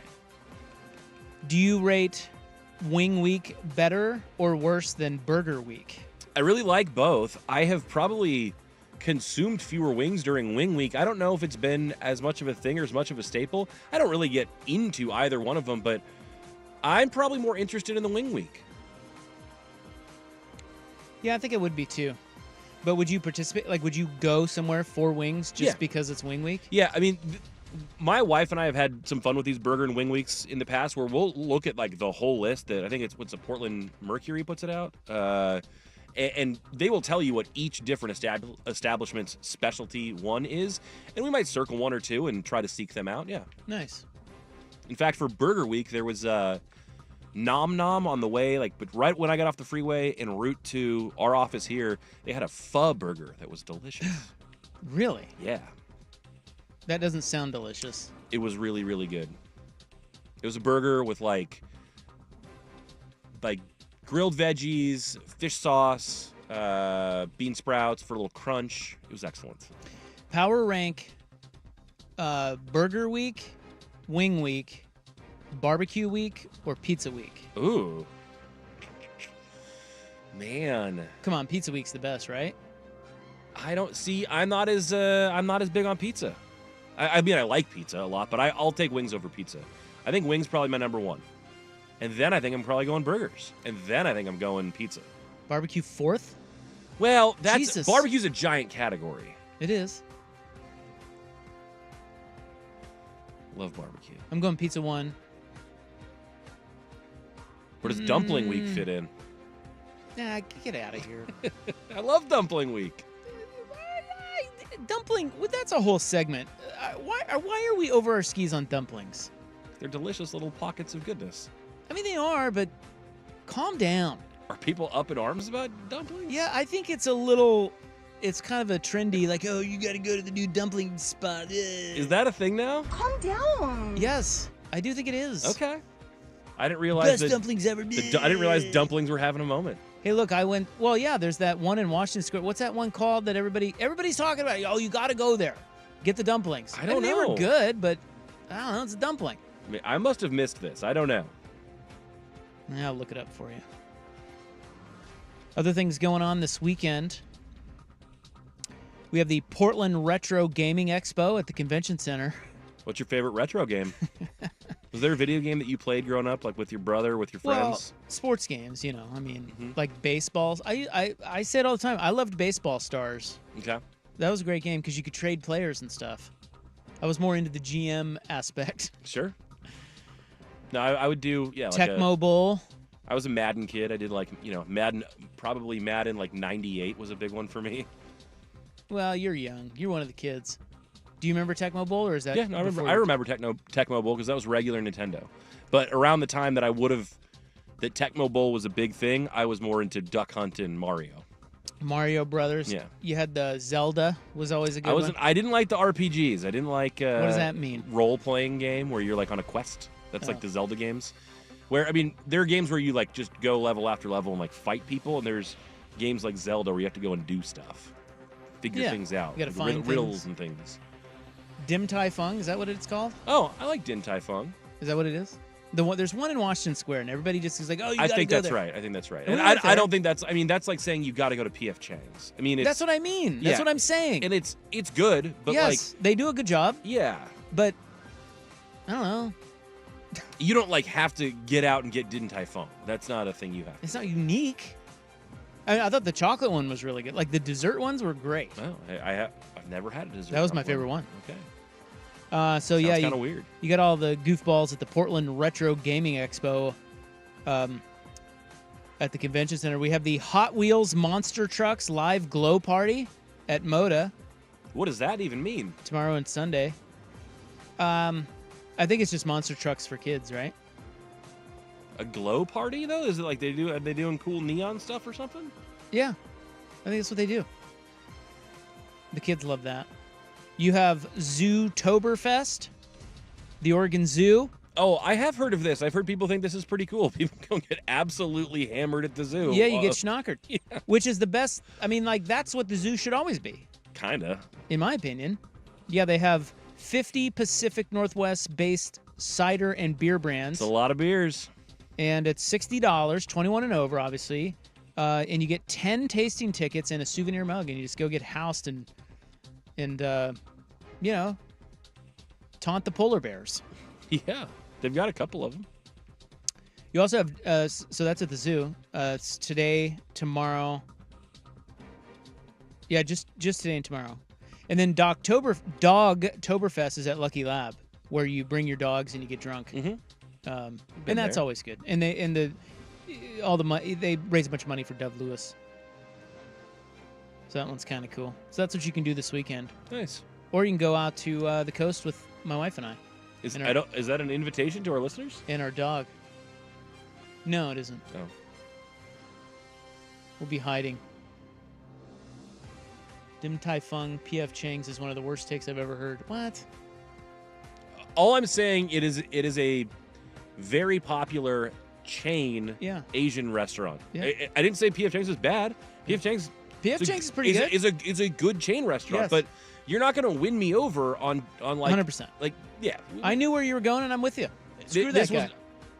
For the record, we probably have Din Tai Fung 6 times a year, so love it. It's great, but it's not like, oh my gosh, you have to go there. Yeah, I don't really get. Okay, this is going to be controversial, but my chicken takes get a lot of heat here because. Okay. Well, you've never had Chick-fil-A, right? I don't think I've ever had Chick-fil-A. Yeah, we have to change that at some point. To me, any of the fast food, like, it's just a chicken sandwich. Like, there's only, like, people are like, oh my God, it's so good. Is it? It's a chicken sandwich. It's nothing different than what Wendy's has. I think Chick-fil-A's chicken sandwich is probably head and shoulders above every other fast food chicken sandwich. Okay, but it's just a chicken sandwich. It can only be so good. It's the same, like. But it could be. Well, markedly better than its competitor. It can because of what you put on it, but that's how I feel about dumplings. This is the controversial part of the statement here, is that I feel like dumplings, I mean, the dumpling is just an avenue for, delicious stuffing. Fillings. A filling, yeah. So, I don't really get the whole sort of craze over dumplings. It's just a freaking dumpling. That'd be like saying, oh, quesadillas, man. Well, okay, what are you throwing in the quesadilla? You know what I'm saying? Or am I losing you? No. I'm with you. I get exactly what you're saying. It's like, because you're like, you're doing is changing the stuff that's in the middle, and so what? Well, I guess it's the hand rolling, and it's like they're very fresh. But so then by comparison, how are wings or burgers or anything else any different? It's just just the dumplings are having too much of a moment right now. Look, I'm not saying. I just think that we get over our skis about them when it's just a dumpling. Same as it's just chicken. It's chicken. Never order you go to a nice restaurant. Are you ever ordering chicken? Right, but there's bad fried chicken and there's good fried chicken. Well, sure. And again, Chick-fil-A makes good fried chicken, and most fast food makes bad fried chicken. So if you care about fried chicken, there's a difference. I agree with that. But I agree with you. It's still just chicken. It's not. Yeah, you're not. It's not gourmet, man. I'm snooty, aren't I? Bougie bitch. Dumplings. All right. Well, we're losing it. We're losing the show. We're losing the program. Get it back. In the news, September 27th, 2024. It's brought to you by the Advocates, injury attorneys at advocateslaw.com. Let's get to the Hot 5 at 5. We'll do that next on The Fan. This is the story of the one. As a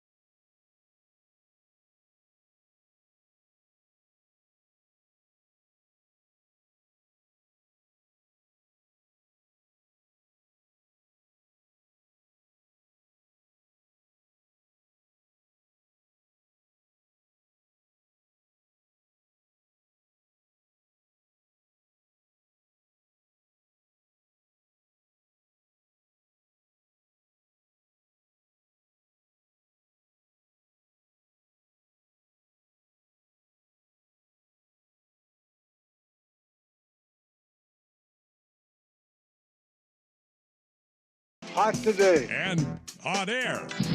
It's time for the Hot 5 at 5. That's hot. The Hot 5 at 5 on Primetime with Isaac and Sue. No, I mean it. That's very hot. The Hot 5 at 5 with Isaac and Sue. Brought to you on The Fan by Victorico's Mexican Food. Discover Victorico's new savory menu items. Order in-store, online, or get it delivered straight to your door at victoricos.com. We just rolled, brother. Wow.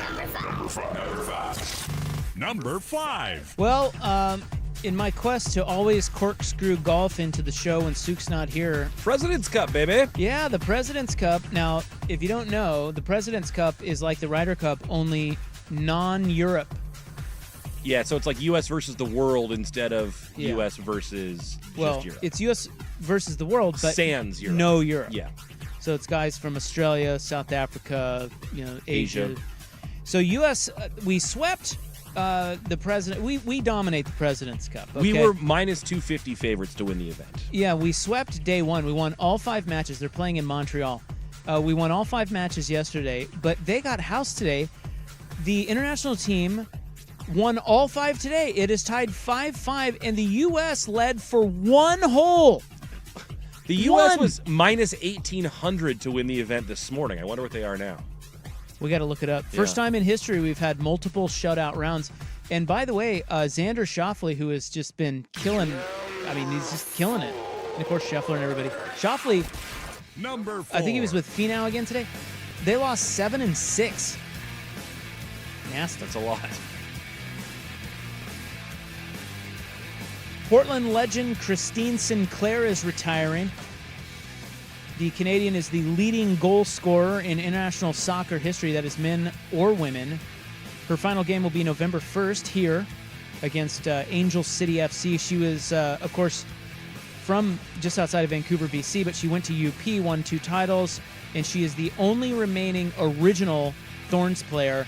She says she plans to continue growing the game she loves and inspiring the next generation, even after retirement. She's hanging it up at the age of 41. She's great. Joey Harrington, a big fan of hers.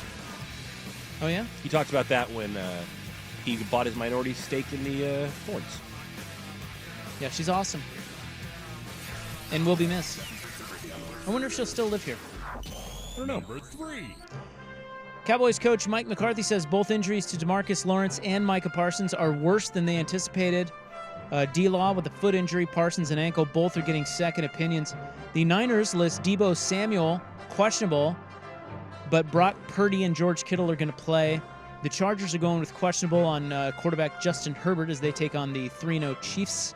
And the Raiders will be without Devontae Adams and Max Crosby against Cleveland. Some injuries there. We don't know what's going on with Jordan Love. Yeah. I think he's questionable, but I don't know. I don't know if he'll play.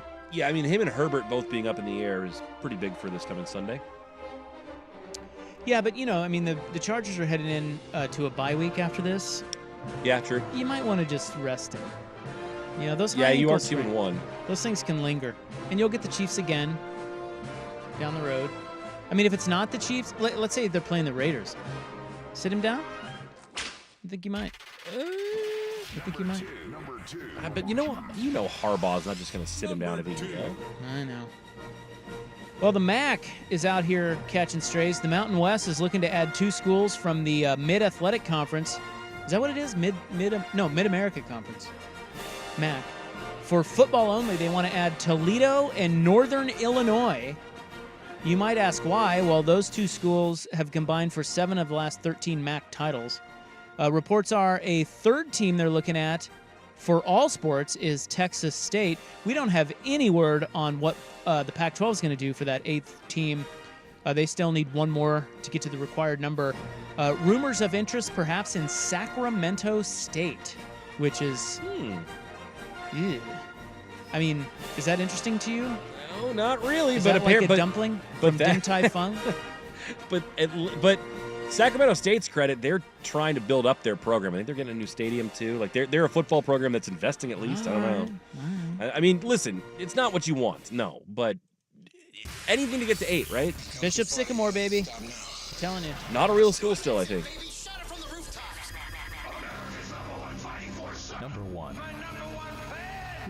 fandom. Number 1. We have the final weekend of the Major League Baseball season upon us. Both wildcard races are coming down to the wire now. If you didn't know, the Mariners have been eliminated. But the Royals, Tigers, and Twins are playing for 2 spots in the American League. Minnesota will have to sweep the White Sox and hope one of the other 2 gets swept. In the National League, the Mets, Diamondbacks, and Braves are playing for 2 spots.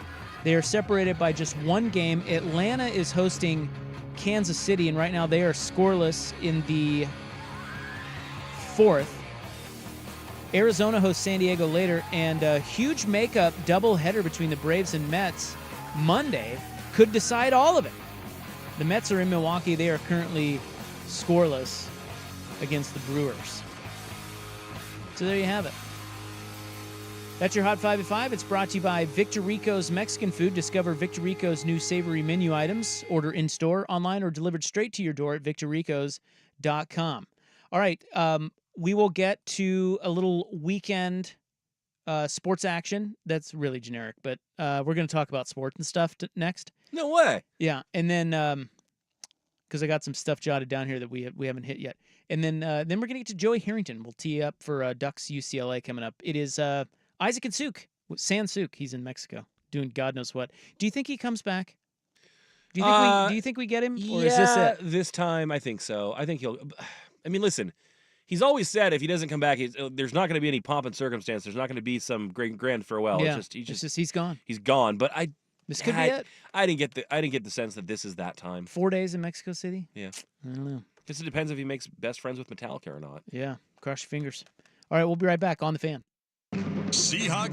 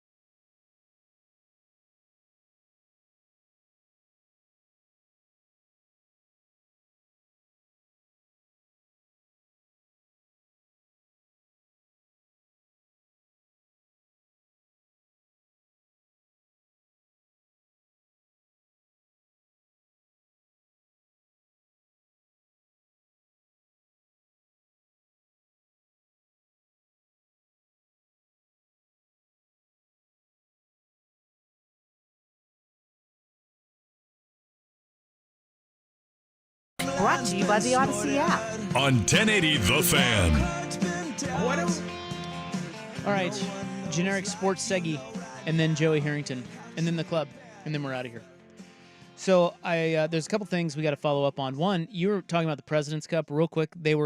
So the U.S. wins the first 5 matches yesterday, and they are then minus 1,800 to win the President's Cup. Yeah, meaning you got to lay $1,800 to win 100. Yeah.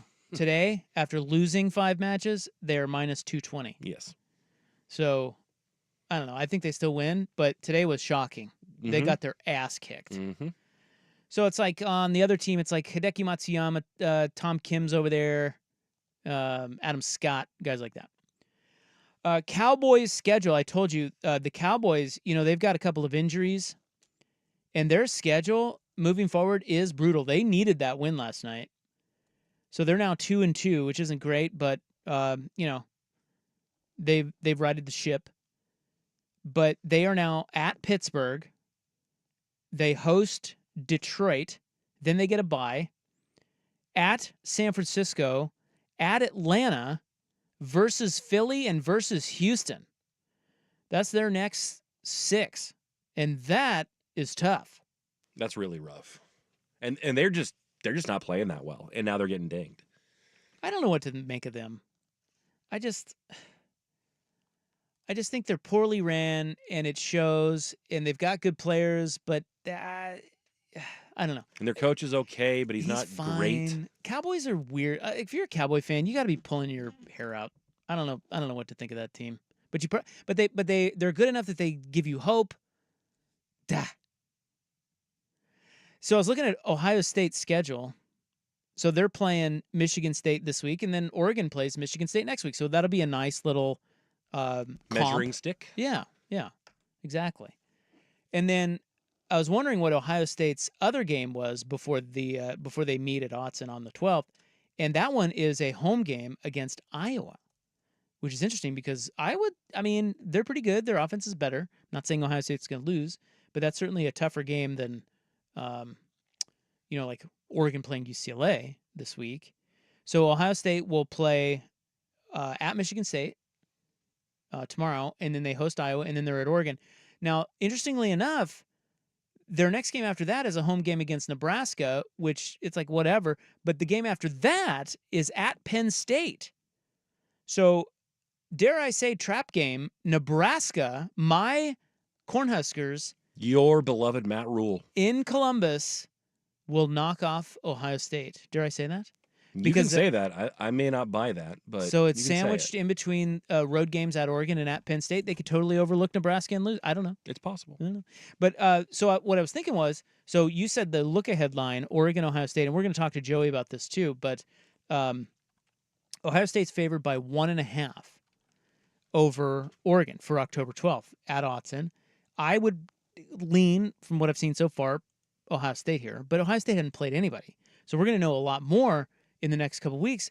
But I wonder if we may not be able to catch, if you like the Oregon side, based on who they're playing, I wonder if you may not be able to catch Oregon closer to a field goal, +3 by the time that game rolls around. Ohio State might be favored by more than 1.5. I would, granted, it does matter how the next 2 weeks play out, but if Oregon just looks okay and Ohio State continues to look good, Ohio State's been a big public team for a long time. Like you could see them catching more steam as the game gets closer. You could absolutely get 3 or 3.5 for Oregon if you think that they're going to win. I mean, if you're betting it, I think if you want to bet Ohio State, you bet it now. If you want to bet Oregon, you bet it later. Have we seen when's the last time Oregon at Autzen was an underdog? Good question. I can't imagine that's happened much. And of course, Oregon went to Ohio State and beat them pretty good a couple of years ago. Anthony Brown. So I don't know. I just think this it sounds like this Ohio State team is absolutely loaded, way better than that team they beat in Columbus. And Oregon, if Oregon blows out UCLA and Michigan State, I think we're going to get a lot of momentum for people jumping on Oregon all over the country to win that game. But I don't know. And the beauty of it is, they don't even have to win it. You don't have to win that game. You just got to win the league. Have lose less than 2 games, 2 or less. You'll get in the tournament. It's interesting what you do in that game alone, like probably really doesn't matter. Like losing by 3 versus losing by 3 touchdowns, probably not a whole lot of difference on paper in the grand scheme of things.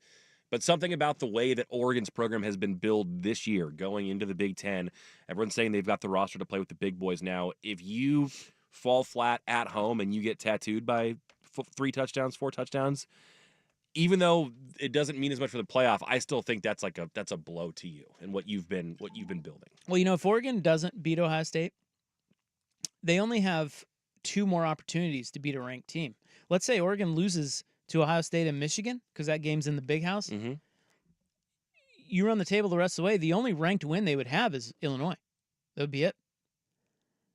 But still, if you just, take care of your business, win these games, win what? You probably got to go 10-2, right? I don't think they make the tournament 9-3. You can't afford to go. You go 10-2. Yeah, you got to go at least 10-2. Mm-hmm. You do that. Yeah, if you're 10-2 with losses to Michigan and Ohio State, you're still in. Yeah. Or you lose to Ohio State and you stumble somewhere else. I don't know. Maybe Wisconsin. But if you lose 3, you're out, I think. Yeah, it's dicey. Yeah, that would be dicey. Then you're asking for help or you're hoping for help. But that's the way you want it. It's like, in the old college football, it was Oregon, Ohio State's everything. You got to win that game. If you don't, you're probably hooped. Screwed and you need a miracle to get probably back hooped. in. Yeah. This is the way it should be. So anyway, we're getting ahead of ourselves. Oregon taking on UCLA this weekend. We will talk to Joey next. We'll find out what is the best kickoff time from a player's perspective, and we'll get into a little of what he needs to see to sort of solidify what Oregon has changed and what Oregon has gotten better at. This last game against Oregon State is here to stay, and I'll ask him what his panic meter. Like if Ohio State and Oregon was this week, what would he think? So we'll get into all of that coming up next for a weekly visit with Joey Harrington. But first, Buckwheat Sports Center. This is a Football Friday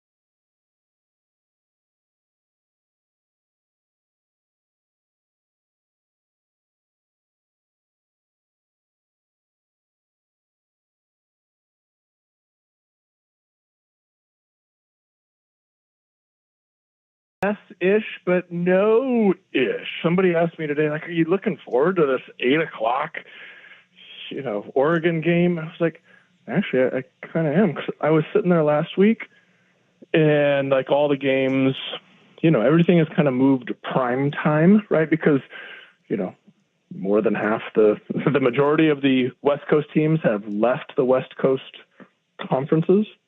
And so they all play during the day. And so I'm used to like coming home and, after dinner and, it's 8 o'clock, you just kind of relax. And I was like, oh man, been driving to every soccer game. You turn on the TV and Washington State is playing somebody in Pac-12 after dark, or Arizona State, you get the Fox Sports game, and you had the ESPN Pac-12, and there was nothing on.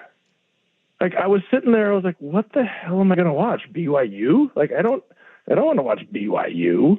And so, yeah, I'm kind of, in a weird way, looking forward to the 8 o'clock Oregon game, because it gives me something to do when I used to have something to do. Does that make sense? Yeah, no, it makes sense. And the West Coast teams will play in that time slot more, even though they've switched conferences, because that's part of why they wanted them, to own those late time slots. But that's awful late.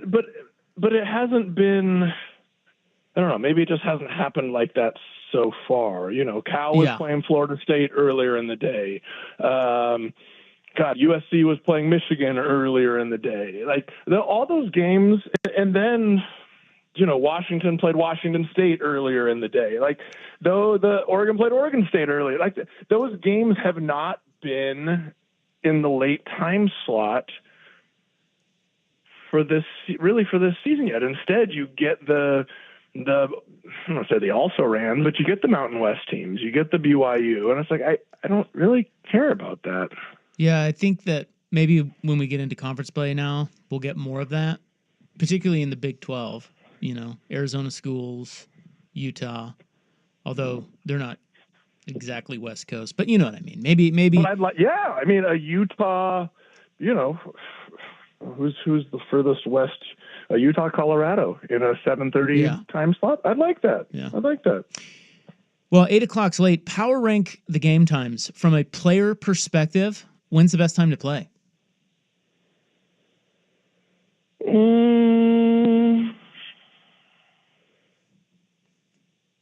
Either like, what time zone are you in? West Coast. West Coast. Yeah. Probably the 4:30. Oh, okay. 4:30 local time. Yeah, either because that gives you enough time to really get like a good, sleep until 10 o'clock kind of thing, right? Stay in bed. Because if you play at the let's call it the 1 o'clock time slot, I'm thinking off of NFL. If you play in the 1 o'clock time slot or that noon, Big Ten, like, you're at the stadium. I can't remember. I've been gone so long, 2-3 hours before, right? And so then your pregame meal is before that, and your meeting is before that. And, it's nice to be able to have a leisurely sleep-in morning on a game day. But then, like, the 7 o'clock, so I'm like, oh, those are awful. Like, because you literally just sit there all day, and it's like, well, you can't leave the hotel, and you can't go do anything because, you're not there to do other things. So you end up just like sitting there and watching a movie. And by the time you get out, out of the hotel, you just feel stale. Yeah. You might even get tired. Is that, speaking of the NFL, is the West Coast team playing in that early East Coast window? You always hear that the West Coast team traveling East and playing a 10 a.m. game here. Is that a thing? Like, is that, it's a thing. That's hard on the West Coast. I mean, think about it. I mean, if you're playing a 1 o'clock kick, that means that you are at the stadium at 10, which means you're leaving the hotel at 9:30, which means your pregame meal is at 8:30, which means you're up at 7:30, which means that's 4:30. Like, you wake up at 4:30 and then play the game. Like, it's a thing. Yeah. Interesting. I wonder if it works reverse. Like, Washington's playing Rutgers, And so they're out east tonight. So it's like, 8:30 out there. But to Washington, it's only like 5. You should study it. I'm sorry? You should study it. You should do like a scientific study on the bodily effects and consequential results of travel and game times. That's a good idea. Maybe if they turf me, I will. If they turf you? What does that mean? Like if I get fired. And I have more time on my hands. Right now I'm very busy. Very, very busy. Let's golf? Yes, with golf and carrying Sook's water. I got to carry this guy. He's not even here. Where is he? Where is he, by the way? Dude, he went to Metallica again. Again. They're playing in Mexico City, and we have Monday off because of the Seahawks. And so he turned it into a 4-day weekend, and he's going to see. I think he's seen them 50 times. It's wild. Would you ever do that? Would you ever see the same band 50 times? You have, haven't you? I took my youngest. We were in the car this summer, and he's become a Dave Matthews fan like me.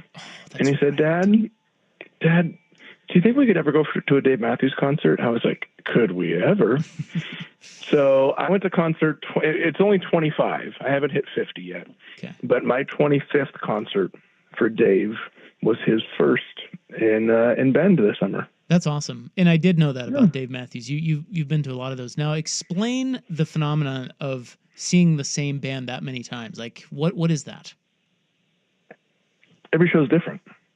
Like so here's the thing. Okay. My very first concert ever that I ever went to was accidentally going to Garth Brooks. Like it was when he came in when we were in high school, like 96 or something like that.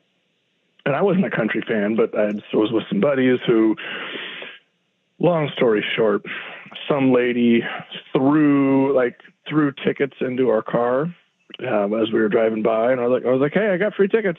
And so we went in and saw Garth. I was like, man, this is really cool and really energetic, and puts on a great show. And there's laser lights and super soakers, and it's great. So we tried the same thing the next night and went down to the Scalpers hoping to get free tickets, and we ended up getting them for like $15 or $20, which was like, yeah, fine, let's do it again. Walked in the door and saw the exact same show, like joke for joke, line for line. Wow. Like pyro explosion, super soaker squirted the crowd. Like it was exactly the same. And I was like, no, this isn't cool. Like no thanks. So then I saw my first Dave show, and it was, it was great. Went back, saw him again, and it was a completely different show. And even when they played the same songs, there's so much improvisation and just kind of play back and forth between the band and the crowd. And it's just literally every show is different. We'll go to the Gorge. Wow, we used to go when we were in college, and we've gone once or twice since. But you'll go to a 3-day set, weekend, and they literally won't play the same song twice. So that's kind of okay. And that's what it is for me. All right. Yeah. All right, we're with Joey Harrington here, courtesy of Mods PDX, UCLA. This is kind of weird. I mean, is it harder to play a really good, well-coached, smaller school, a la a Boise, or a bigger school with better players who isn't very good, like UCLA? Oh, I'd rather play UCLA than Boise. Yeah. Any day of the week and twice on Sunday. And not necessarily, I mean, there's a hunger with the smaller schools. Mm-hmm. There's a fight. There's a scrap. And conversely, there is an apathy with the bigger schools. And you can feel that on the field? Oh, you can feel the moment a team gives up. Yeah. You can literally say, all right, let's go. Let's keep your foot on the gas. Here we go. And they quit. Ball game. Whereas if, a la Idaho and Boise, if you let those schools hang around, it's, oh God, like we're in for a dogfight. Like this is like they ain't going away. So I would much rather play a UCLA than a Boise. What will you watch for in this game that shows you that the improvements that the Ducks made against Oregon State are here to stay? You know, that's a good question. You rarely have good questions. Thanks. Sorry, I thought I was talking to Suk.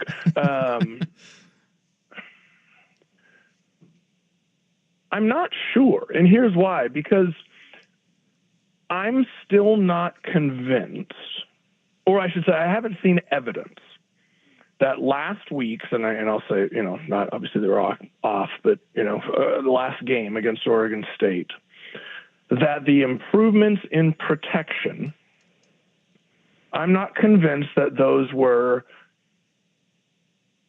sorting out what the issues were in the first 2 weeks versus changing the launch point for Dylan, breaking contain a couple times. So here's what I'm saying. What I saw against Oregon State was they moved the pocket. They got Dylan outside the pocket. And it didn't have to be every time, just 2 or 3 times, right? So that the defense doesn't know where to bring the pressure. And then he breaks contain once or twice. And what that does is it softens up the rush. It changes the philosophy of the coordinator. What Dylan also did a great job of is working the middle of the field and mid-range routes, as opposed to trying to take deep shots or just quick screens. It softened everything up, right? So what happened wasn't necessarily a nailing down of protection as much as it was forcing Oregon State to change a philosophy. And what happened because of that is they rushed 3 guys, and now you're sitting there back in the pocket, and you've got the time to do everything. So what I want to see is I want to continue to see clean pockets. I want to continue to see quarterback launch points change. I want to continue to see working the middle of the field. Those are the things that will conversely translate into less pressure in the backfield. And so it's kind of a complicated answer because I don't think there's going to be one specific thing that's going to say, there we go. Now all the protection problems have been solved. So they sort of coached their way to a better output based on the shortcomings that they saw in the first 2 weeks. I think that's what you're saying. Yeah, or coached or game planned. What Jeff Tedford was a master at this.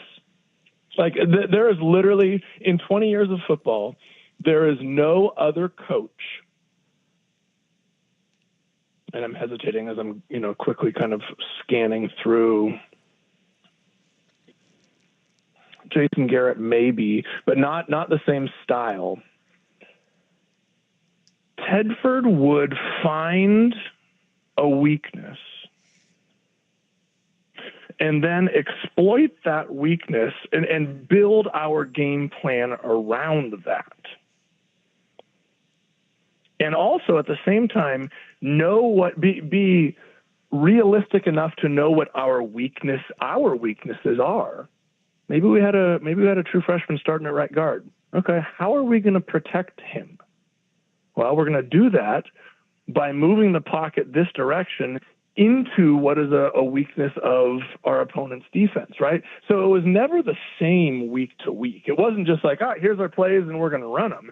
It was, how can I manipulate our game plan to put ourselves in a position that we're not leaving guys on islands, right? And not only are we not leaving our guys on islands, but we're putting them in a position to be successful, which builds confidence, which then translates to speed, which then translates to points. It's all based on self-study, opponent study, and knowledge, which I've never been around a guy like Jeff, and he was the best. This is Joey Harrington, courtesy of Mods PDX. When we come back, if the Ohio State game were this weekend, where would his trepidation meter sit? That's next. More with Joey Harrington on The Fan. It's time for a Ducks Report, the inside story.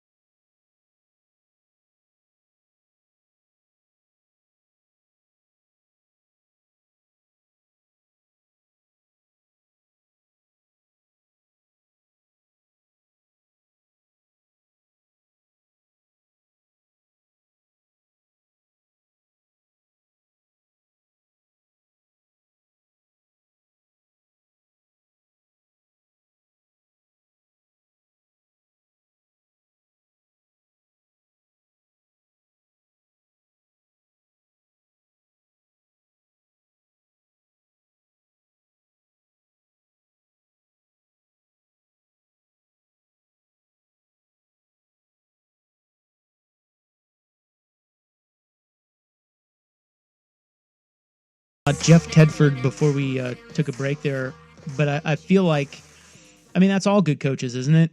You know, the coaches are making adjustments and they're game planning. It's not though. It's not though, and that's the thing. Like I have literally been with, quote unquote, with coaches who've been around football for 20, 30 years.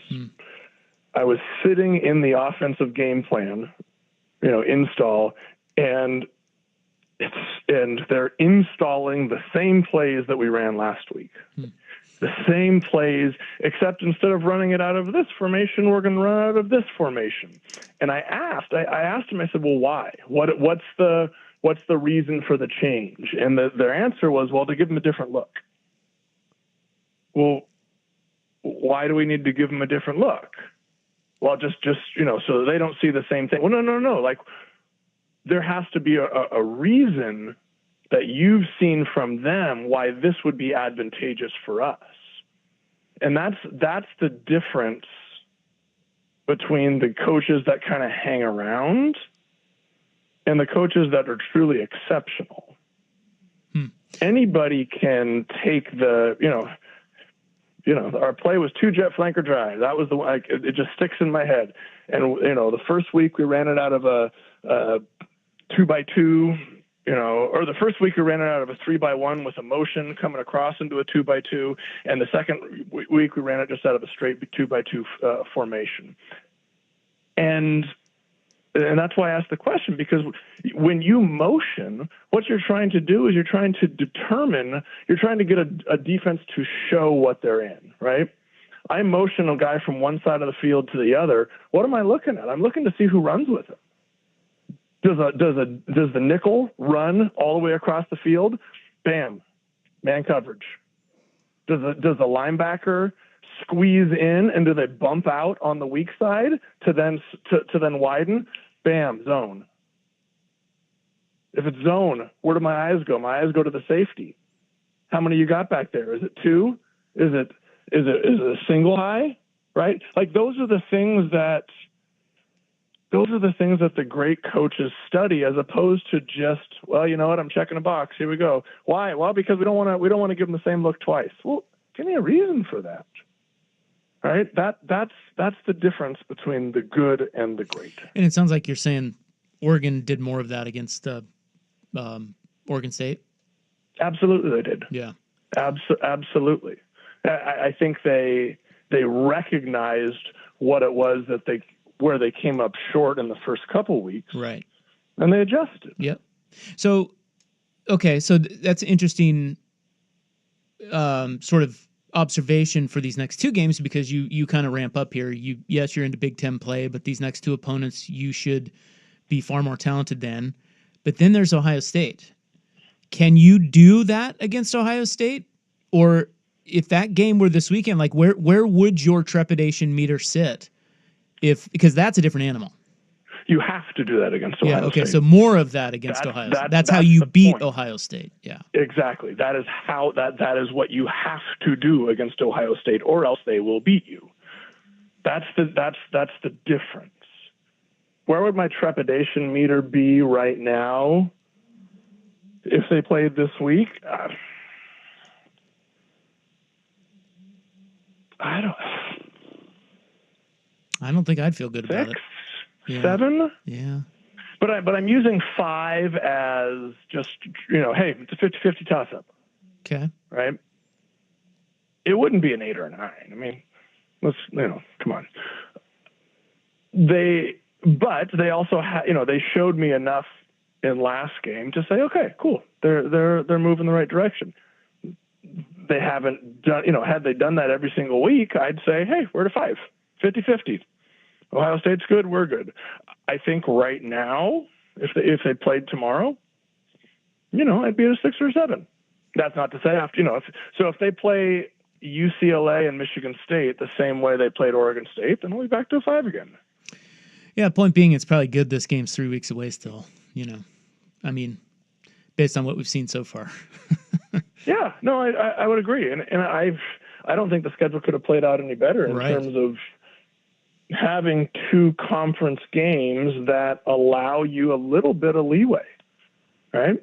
Yeah. You know, this is a ramp up compared to Idaho, but it's not gonna, it's not gonna bust your chops in the way that a Michigan or an Ohio State will.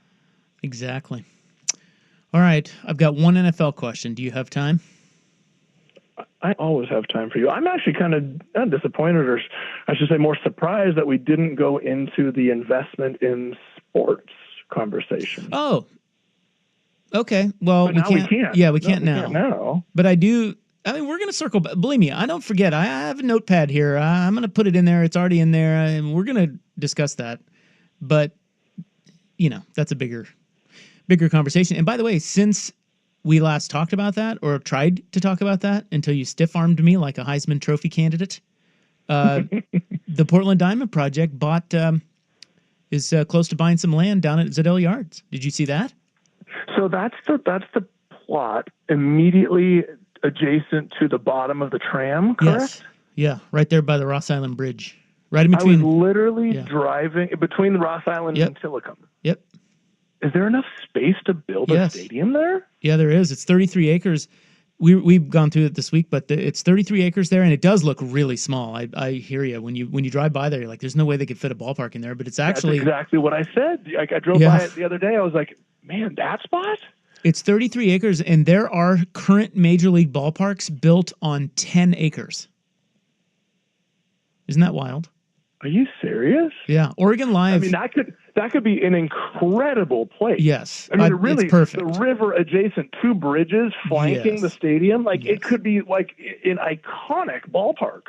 But I drove by the other day thinking that, no, that can't be it.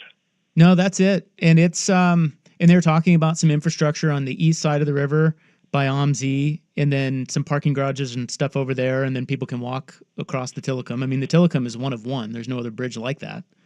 That's a good point, because I was going to say what you're going to need to do is you're going to need to have some sort of ferry system going across from the east side, because car access, but you've got the Tillicum. Yeah, we had you just walk it. Craig Cheek was on, and he said there could be as many as 8 to 9 ways you can get to the stadium for a game, which is kind of cool, because since I'm not from here, but I've been here 20, 25 years, and it's always blown me away how little is done on the water here. It's just nothing down there. It's just... You know what I would do? Okay. I would Uber to my buddy's house with my bike, and then I would ride to the top of the hill, to the top part of the tram, and then tram down the hill to then go to the game, to then tram back up, and then ride. No, I don't know. I was trying to think of the most ridiculous They should do way, They should do zip lines. There's probably like... Oh, hell yeah. Yeah, you could just... Drone parachute drops. Like, you could have a drone come pick you up when you would have a parachute, and then they would just like release, kind of like come on, like the new Amazon package delivery. Dude, cutting edge. Hell yeah. New business idea. Yep, they should consult us. But anyway, that goes back to a conversation I do want to have with you about.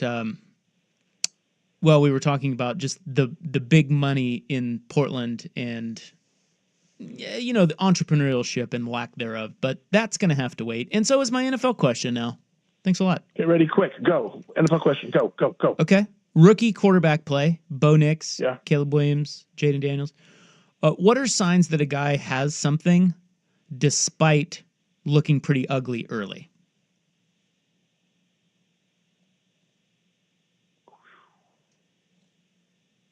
You can say it. It's a good question. That is a good question. Yeah, I don't get many. Because Nix has not looked good, but then last week he looked good. Jaden Daniels has looked good. Caleb Williams but again, I had this conversation with somebody. He looked better. Yeah. I love Bo Nix. Love him to death. Yeah. He looked better. But the way that he played last week still won't consistently win you football games. Okay. He eliminated the turnovers, which is number one, you have to do. But then that next step is creating touchdowns, throwing touchdown passes. He still hasn't done that yet. I'd take Bo Nix over Caleb Williams. Really? Because Bo has eliminated the turnovers. Caleb is not. I'd take Jaden Daniels over all of them because he is eliminating turnovers and creating touchdowns. Like that, there's a progression to it, right? You can't make a judgment in 2 weeks. You can't say this guy's bad, this guy sucks, this guy's good, he's going to be an all-pro. It is a progression. First 2 weeks, Bo, 4 turnovers, no touchdowns. Next week, no turnovers, no touchdowns, but no turnovers. That's the progression. What I want to see from Caleb Williams is I want to see the turnovers go away. I want to see the stupid mistakes go away. Like that's what has to happen to win NFL football games. The margin is so thin, you cannot shoot yourself in the foot. Like Will Levis, who's not even a rookie, but I mean, he turns it over all the time. So next for like a guy like Nix is more touchdowns, right? Like more big plays. Yes. Can you keep the turnovers at 0 and generate points? Yeah. Okay. Good answer. And succinct, which I appreciate. Great talking to you. All you have to do is just say, hey, give me a short answer. But instead, like you call it story time and we just talk forever. Well, I could talk to you for a long time. You know that. Maybe we should do it on the golf course, 4 hours, but I don't get invited.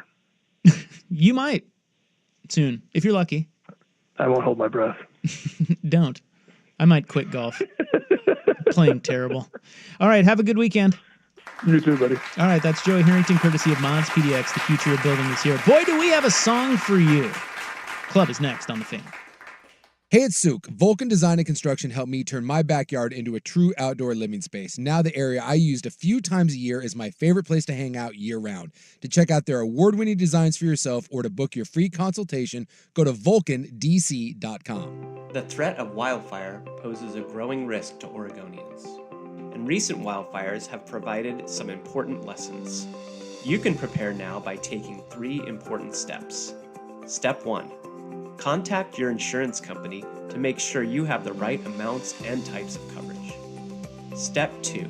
Create a home inventory by taking photos or videos of your possessions in each room of your home. Step 3. Gather and make copies of important identifying and financial documents. Store them in the cloud or another secure location.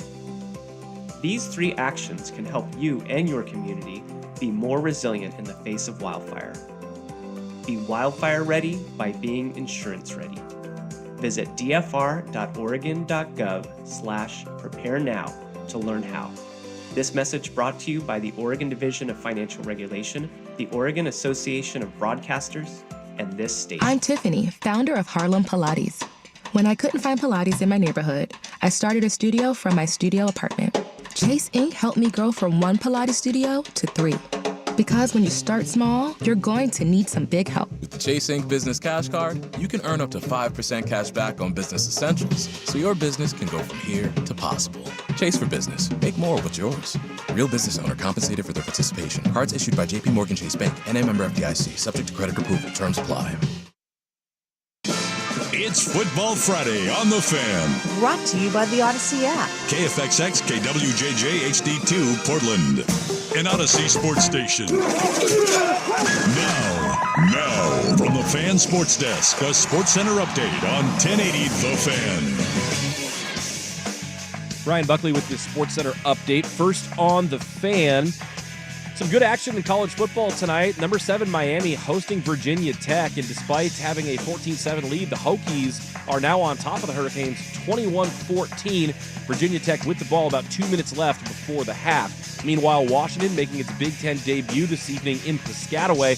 They're taking on the Rutgers Scarlet Knights. Rutgers currently clinging to a 7-3 lead. UW with the ball driving in Rutgers territory with about 9 minutes to go in the second quarter.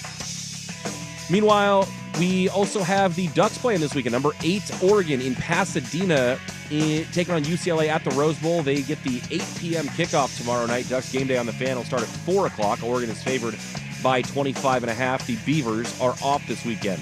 On the hardwood, according to Shams, Indiana Fever guard Caitlin Clark will win the WNBA's Rookie of the Year award. And in the NBA, former Blazers head coach Terry Stotts will join the Warriors staff as an assistant for Steve Kerr. More sports scores and stories in 30 minutes. I'm Ryan Buckley from the 1080 The Fan Sports Desk. Listen live or on demand on the Odyssey app, the Fan's desktop player, or tell your smart speaker to play 1080 The Fan. The Hot Corner, now in its new time. Tuesdays at 7 after Isaac and Sue on Portland's sports leader, 1080 The Fan. This is a Football Friday edition of Primetime with Isaac and Suk. Brought to you by the Odyssey app. On 1080 The Fan. The following show may contain adult themes not suitable for children. Shut the hell up. Club 1080 with Isaac and Suk. It does go well with a chicken. I didn't know hanging out with you was making me smarter. Full disclosure, Morty, it's not. Temporary superintelligence is just a side effect of the mega seeds dissolving in your rectal cavity. Oh, man. Yeah, and once those seeds wear off, you're gonna lose most of your motor skills, and you're also gonna lose a significant amount of brain functionality for 72 hours, Morty. Starting right about now. Club 1080 with Isaac and Suk is brought to you by Pub Beer, the official beer of cheap fun. You want to ride this jock? Let's go. Subs and dick? Oh, God. I wouldn't do little kids because that's, I don't know. I think there might be soaking going on. You literally just blow the hell out of these hogs. You want to go blow some ducks? I only have amateur blowing hands. You can't just kick a homeless person off a bike and take this son of a bitch. Holy cow. I'm gay. I hate ass. My father-in-law's penis lit up a room wherever he went. I'm Jason Sukanik. My penis is very, very important to me. You're not running for president of Asia. God. It's quite a many days. Hello. Welcome back. Running a little behind here due to my outstanding interview skills. We went long. That'll happen with Joey. It will. It always does. No Suk tonight. He's out in Mexico City doing God knows what. Watching Metallica. I don't know if the show's tonight or I don't know when the show is, but that's what he's doing. I do know that. Eating nasty street tacos. I am an ignorant boob. The one time I was in Mexico and had street tacos, I had mud butt for days. Of course, it was in Tijuana. And I was not warned about this. Nowadays, they warn you. Yeah. Yeah, it's one of those things where I am someone who likes to try and do as the locals do, eat the things the locals are eating. But the problem is our little bougie American digestive systems aren't exposed to all the same bacteria and things. And so it's not like, I think people misconstrue it. It's like, oh, your stomach couldn't handle that kind of food, man. It's like, well, no, it's probably a little different than that. And it's not easy. I don't even think the locals were eating this food. Then you should have definitely stayed away. I know, but we weren't. I didn't know any better. And you're drunk. Tijuana drunk. Tijuana sucks, man. I've only been there once, and it was years ago. But I'm gonna go ahead and say all of the border towns kind of suck. Although there is some talk that Tijuana is on the rebound. I doubt that very much. There's some nice places, and I don't know. Yeah, I don't believe it. I mean, maybe it's better than it was. I could believe that, but some good restaurants down there. I mean, it's Mexico. They better have some good Mexican food. I was just talking to somebody today who just got back from Greece. That's like number one on mine and my wife's hit list. Is Greece? Is it? Yeah. Yeah, Greece is very popular. The top place that neither one of us have been. They said Santorini was epic. Seems like it's also getting very overrun with tourism, though. Yes, it is. She said this woman I was talking to said that they really like Americans there. They don't hate Americans, where some places they do. Who do they hate? The Germans. Okay. She said because the Germans will walk in thinking that you should be able to speak German. Like they think you should adapt it. Most people in Greece speak English. You didn't win World War II, bro. It doesn't work like that. Right. So when you're English, or when you speak English, you go there and they can, you can communicate. The Germans have this kind of snooty, like, hey, you should understand what I'm saying, even though it's in German. Yeah. And they're like, I don't know German. Although, I feel like the Germans actually speak English pretty well, too. They could just go there and speak English and probably be fine. Aha. See, therein lies why they hate them. I think they just speak German. They just expect.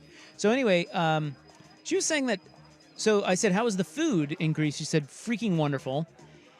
But she said one of the best places they went was, ironically, a barbecue restaurant in Athens.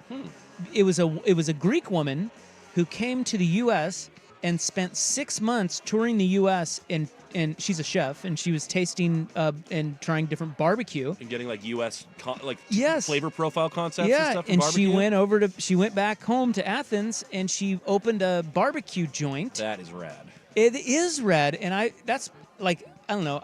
At first, I would say I'm never eating at a barbecue joint in Athens, Greece. But okay? if it's But that concept, if it's got good reviews and it's a little bit different than all the other Greek places, exactly. sign me up. Yeah, it's just different and kind of their take on American barbecue. It's kind of cool. Anyway, why were we talking about that? Because there's a delightful little Greek spot right around the corner here that does brisket gyros, and they're awesome. Oh, yeah? Yeah. I went to lunch with my wife before work one day. We tried to find somewhere near the office, and this place was great. Brisket gyro. You know, we do lamb gyros and stuff, but that's more of, I think that's more of like a Turkish gyro. Yeah. Not a Greek. I think they do more pork. Yeah, well, Greek, they like the souvlaki, right? Which is like the lamb and beef, like kind of composite almost. Like the strips that you get. Yeah, here's a Greece bro. He says, been there twice. They love Americans everywhere there, and they do American cuisine exceptionally well. How about that? Look at that. Look at us. Who'd have thought? Not me. Should we go to Greece? I want to go to Greece. Let Suk do the show?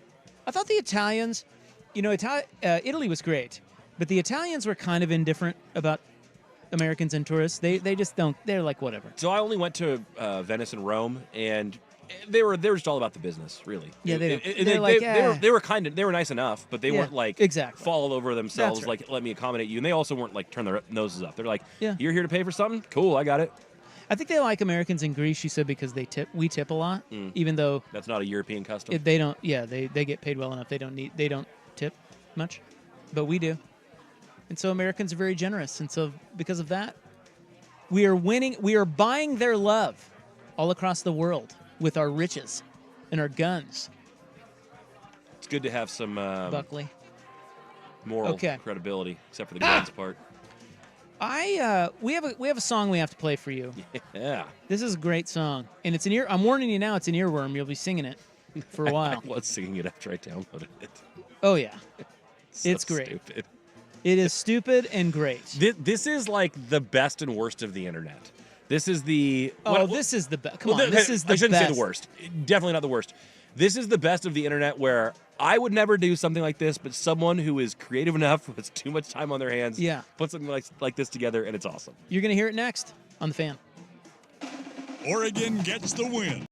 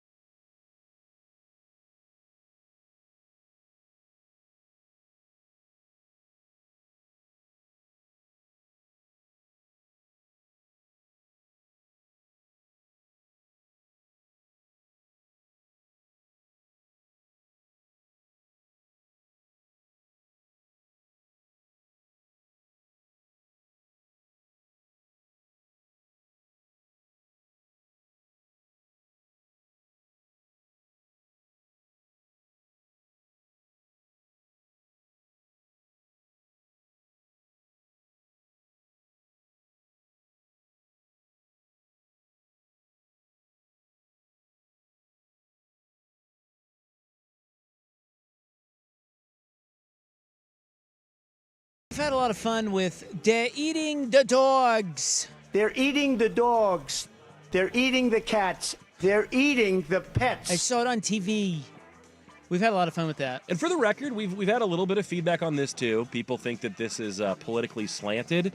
Well, yes. Okay. Of course. Hold on a second, though. I have also said to people on the Vancouver Fort text line, and I will continue to, you find me a Dynamite Kamala drop, I'll put it on the board. We will use it. These are just so ridiculous. You know what? That I'm sorry. You have just. This is such a pet peeve of mine. This false equivalency that if you like Donald Trump is such a boob that somehow if you make fun of him, we're still supposed to just have to find something on the other side to even it out. It's a false equivalency. Dude, the guy is such a moron and says the dumbest crap. I am an ignorant boob? That you... It's not even political commentary at this point. It's just funny. It's just funny. Execute the baby.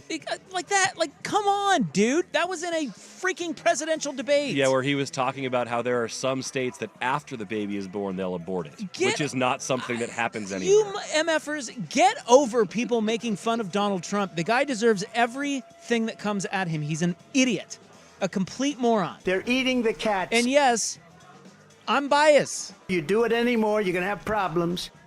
I don't even know why anyone takes him seriously. I have concepts of a plan. But they're eating the dogs and they're eating the pets. Dogs. They're eating the pets. That was great. I mean, it was great. Yeah. So, it's not even political commentary. It's just fun. That's right. So shut up with that crap. Oh, you got to make fun of the others. The other side sucks too. Not as bad as that, dude. We agree. Oh, you agree with that? Yeah. I agree that politicians in general suck, but nothing sucks as bad as that dude. I mean, it's another level. You hitched your wagon to the guy. Stop being so sensitive about it. Just own it. So now we're going to make fun of him even more because this is great. Here is the song that is made. Okay, so this guy's name is David Scott. He's from South Africa. And you mentioned this about internet. This is why internet is great. Because, yes, this didn't need to be made. No one needed this, but we're all better for having it. We don't need it. And I don't even probably need to play it. But I'm going to play it because it's great, and it made me smile, and you'll be singing it. This guy's from South Africa. He is a part-time musician, and he put this little ditty together. In Springfield, they're eating the dogs. They're eating the cats. They're eating the pets of the people that live there. They're eating the dogs. It's very Ed Sheeran. They're eating the cats. They're eating the pets of the people that live there. People of Springfield, please don't eat my cats. Why would you do that? Eat something else. Why would you do that? Eat something else. People of Springfield, please don't eat my dog. Here's a catalog of other things to eat. They're eating the dogs. Whoa, whoa, whoa, whoa. They're eating the cats. Meow, meow, meow, meow. They're eating the pets of the people that live there. They're eating the dogs. Whoa, whoa, whoa, whoa. They're eating the cats. Meow, meow, meow, meow. They're eating the pets of the people that live there. They're eating the dogs. That's a dog. It's so good. They're eating the cats.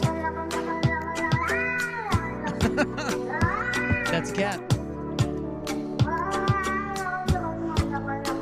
They're eating the dogs. Whoa, whoa, whoa, whoa. They're eating the cats. Meow, meow, meow, meow. They're eating the pets of the people that live there. Of the people that live there. They're eating the My dogs. favorite. They're eating the cats. Yeah, yeah, yeah, yeah. They're eating the pets of the people that live there. There you go. You didn't know you needed it, but you did. They're eating the dogs. I've been saying that all day around the office today, too. Loudly. I've heard you. Yeah.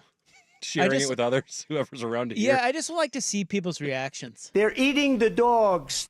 And typically what happens is, I think what I've determined is people will generally give you a smile and a nod if they think it's absurd too. But then the people that don't react, are the people that are secretly pissed, but they don't want to engage. And what percentage reactions did you receive? I got about 3 no looks, Oh. and everybody else they just light up. It's just great. They're eating the dogs. They're eating the dogs. They're eating the dogs.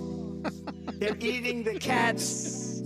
They're eating the pets of the people that live there. Vancouver Fort text line. That song was officially the highlight of my week. Thank you. Yeah, you're welcome. I knew it would be. I mean, it's great. They're eating the pets of the people that live there. That should be our fearless leader, right? It once was. Let's do it again. Run it back. David Scott, he's from South Africa. And he said that there's really no rhyme or reason to why he did that. He just thought it was funny. He's 36 years old. He's a guy who's clearly a he doesn't do anything. Musician bro who just had the time and was like, this would be, Yeah. I'm going to mess around with this. But he did say that, I guess he's getting money for this. Well, I think when you're, like, if you put stuff on YouTube and it blows up enough, you can, like, opt into, like, them running the ads and you can get revenue from that stuff. I always wondered that.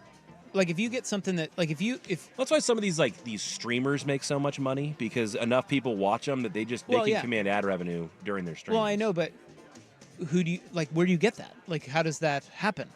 Good question. In other words, I think YouTube facilitates most of it. But if you just go viral for something that you didn't plan on and you have 2 million hits, can you then circle back and, like, yeah, I think so, make because money off it's of under that? because it's under your account, under your handle. Like, they can. So how do you do that, though? I don't know. I'm sure we could find out in short order. I think Schultze's done some of that.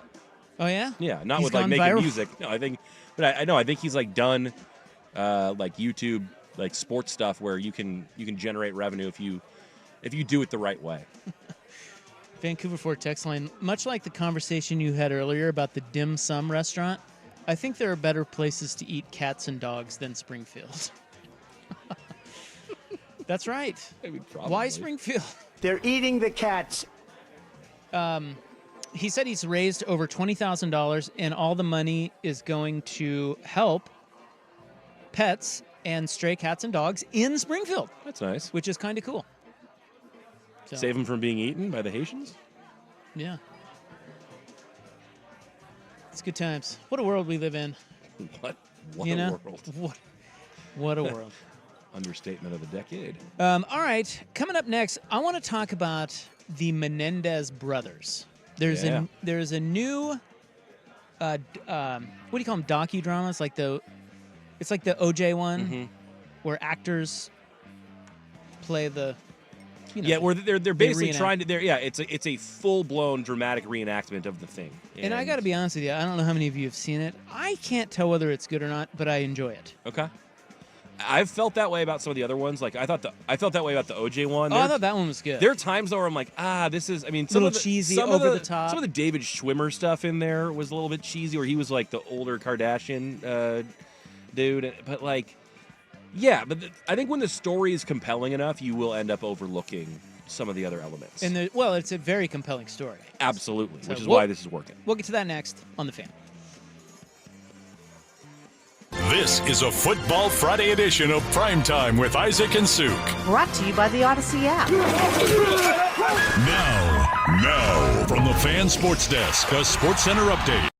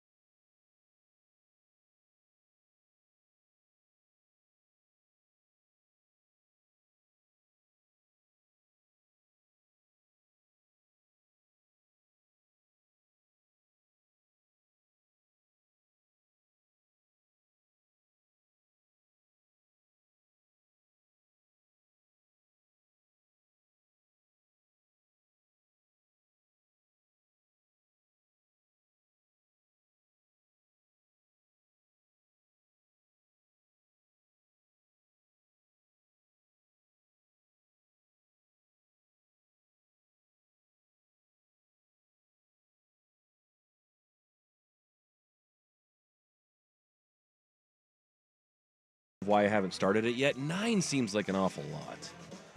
Yeah. I mean, I will say for a story that people generally know. I mean, Okay, maybe there's a lot more to it though. So it's called Monsters, and it's about the Menendez brothers and the killings. Of course, they were accused of killing their parents. They're in jail.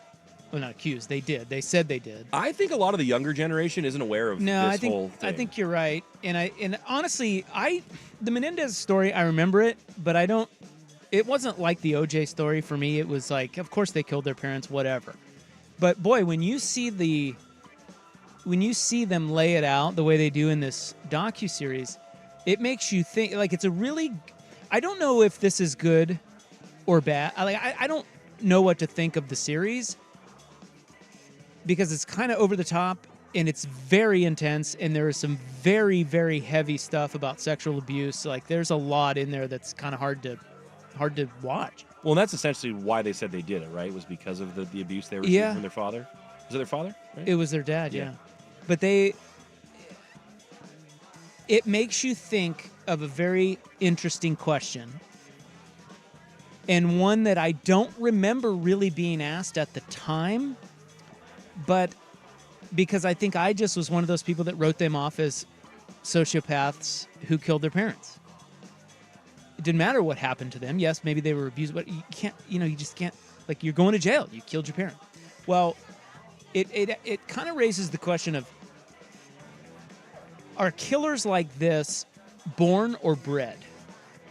And are they wired that way, or is it how they're brought up? It's a really Nature versus interesting nurture. question. Yep. And they do, and they paint, in this docuseries, they paint these guys, the brothers, particularly one of them, as just kind of freaking sociopathic and crazy. But then the other one, you can see kind of like, wow, he was maybe driven to do that. Because they were supposedly sexually abused rather brutally by their father, who is, by the way, is played in this docuseries, docudrama, whatever you call it. He's the dad is played by Javier Bardem. Oh, really? And dude, that guy can freaking act. He is so good in it. I mean, Javier Bardem is good in everything, so that doesn't surprise me. I didn't realize they got him for that. Yes, he is really good. And the thing about this show, and you say 9 episodes long, I got to tell you, the first 2 or 3, I'm like, this is really stupid. But if you stick with it, you start to get into the deeper parts of Bardem and like the other characters, and it's really good. But for as good as Bardem is, Nathan Lane is in it, and he totally overdoes it. He's the birdcage guy. So okay. That's how Schwimmer was in the OJ one. He just way overdid the Robert Kardashian thing. Yeah, and I think there's a lot of controversy surrounding this show. I mean, a lot of people are talking about it. There's and who does Nathan Lane play? He plays a journalist who doesn't believe he's writing in Vanity Fair, and he doesn't believe them. Okay. So it's this idea of, okay, these 2 brothers were completely tortured by their parents, including their mom, who was just didn't like them, and and they say, and of course they were both sexually abused by their dad, and then they say that they get this attorney who is able to paint the picture that even their parents wanted to kill them, and they were killing the parents before the parents were able to kill them. Right, like almost a pre-self-defense type of situation. Because the parents hated them, and they thought they were losers and entitled, rich, spoiled brats, and whatever. So it's a really... I just didn't know there was so much nuance to the Melendez case. But the problem is much like we talk about with documentaries now, when we watch sports documentaries, I don't know what about this show is true and what isn't. Because I'm reading a lot of fact-checking things about monsters, like that didn't really happen or this. But the reality is some people believe that they should get a new trial because it was unfair the first time, and there's new evidence. I guess apparently there's this one of the cousins' moms found a letter written by one of the boys, and she found it 5 or 6 years ago. And the letter is written by one of the boys to the cousins, saying this is happening, detailing what's happened. Yeah. because I think a lot of people did not believe what they were saying. They just thought that they were just trying to get out of, or get a lesser sentence for murdering their parents. They admitted they murdered their parents. They just said, look, we were driven to it because of abuse, and what would you do? But then a lot of people, like Nathan Lane's character in the show, they don't believe them at all. They're like, wait, hold on a second here. Yeah, you're making that up. And if these things were happening, there were other things you could have done, and like, there's all that. You're a sociopath. But then there are other people that have come out that have said the dad sexually abused them. So it's dude, I tell you what, man. Well, then you get into a whole moral debate. Well, if someone's doing that, do they deserve to die? Do you have to show this to the person who was the victim some grace there because of the trauma they've been through? Yeah, I think you got to. It's a really interesting look at a complicated situation. Yep. And those two, by the way, the brothers are still in jail, and they have come out. Is it Lyle and what's the other one? Lyle and Eric. Okay, that's Lyle right. and Eric. And didn't they play? They played tennis or something, right? Yeah, they were tennis. They were rich. Yeah, filthy rich. Yep. And they have already come out and said that they don't like that. They're like, this is not how it went down, like in the docuseries. Well, and so that though, but they paint Eric as gay. Oh, and okay. I don't think he likes that. But he says he's not gay. He just says, how would you? I don't know what I am because I was so violated. Yeah, I'm screwed up is what I am, and like I haven't been able to figure out my own identity that way. And so the guy who made the show is barking back at the Melendez family, going, "Dude, you probably haven't even watched it. This is the best thing to happen to you in 30 years." Yeah, and you have sympathy for once. He's right. Yeah, because you look at that. Because I was just one of those that I was like, they're murderers. Hopefully, like they even never if get out of bad jail. stuff happened, you still can't kill your parents. Sorry, see ya. But dude, after watching that, if everything they're saying is true, whoa, I don't know, man. Well, I've listened to a podcast series on it. I've seen a documentary on the case, and I didn't think I was going to give this a run, but now I feel like maybe I have to. It's interesting. I don't know if it's good. There's some really cheesy parts to it, but it just it makes you think, I guess, is the main thing. And I guess that's what they wanted. A couple people on the Vancouver Ford text line bringing up the Mark Jackson basketball card that we talked about during the break. For those people who aren't familiar with the case, this is kind of like an eerie twist. But after they murdered their parents, they basically they didn't tell anybody at first, right? Or they went on the run. Well, no, they started spending all their money. Well, that's right. But did they do it like that? Anyways, next month they went to they went courtside to an NBA game. And Mark Jackson, who I think was with the Pacers at the time, was playing, and somebody, Topps or Fleer or whoever, Don Russ, ended up making a Mark Jackson basketball card like that you would collect in a pack of cards, and it has the two Menendez brothers sitting courtside in the background of the card, and now that's become like a huge sports collector's item, and it's worth a lot of money. Dude, it's insane. It's them. And after they had murdered their parents. Yeah, and then they went on a crazy spending spree. Yeah, they did. Which also led people to think, well, these kids are guilty as sin. Like, why should we feel bad for them? They killed their parents, so they go around and spend their hundreds of thousands of dollars. A lot of people think their attorney coaxed them into being real sympathetic figures and crying, and when the reality is that I don't know. It's just complicated because it's like if you suffer that kind of abuse, I don't know how you're supposed to be. You're supposed to act. Sure. It's like, give them a break. Sitting courtside probably isn't the best way to go, but you can't. Yeah, well, and you can't really blow your parents away, really. But no, I mean, you should serve again. time. There are other things you can do before you resort to that. But it's wild. I guess I didn't have enough respect for the Melendez story. Is it Melendez or Menendez? Is it Melendez? What am I saying? You're saying Melendez. Is it Menendez? Menendez. Sorry, Menendez brothers. Yeah. Yeah, they're still fighting for their freedom. And if what they're saying is true and what's in this docuseries is right and accurate, boy, I can see why. Man, 96 was a year. Wasn't that the OJ year too? Was that the same year? It says they were convicted in 96, so I don't know when it happened. It might have happened in 95. The OJ was OJ 94? Well, the only thing I remember is it was Rockets Knicks, right? 90. Oh, OJ's Chase was in 94. I'm conflating my 94. years. Yep. A couple years later. Wild story. Anyway, that's called Monsters, and it's on Netflix. But answer the question. Are people... Now, I'm not saying serial killers, because I think some people are just born... they're just psycho. Crazy. But in this instance, born or bred? Well, in this instance, I think it's... And in most instances, I think people want a binary answer. It's one or the other. I don't know that that's the case. I think sometimes it's entirely one, sometimes it's entirely the other. It's hard because there are two of them in this case. But additionally, I think you can make a pretty compelling case if their father didn't do these things to them, they probably aren't killing their parents. But at the same time, who knows, depending on how they're wired, if they would have gone down other paths in their life that resulted in similar things. But I think at least in this case, you can say it's a combination, because if it's not for their father's abuse, this probably doesn't go down. Well, but there's also the element of, like, there's a lot of people who are abused brutally who do not murder. Of course. So it's like... But it's not a big leap to say if you really watch the show and detail what they went through, it's not a big leap to see why they killed them. Sure.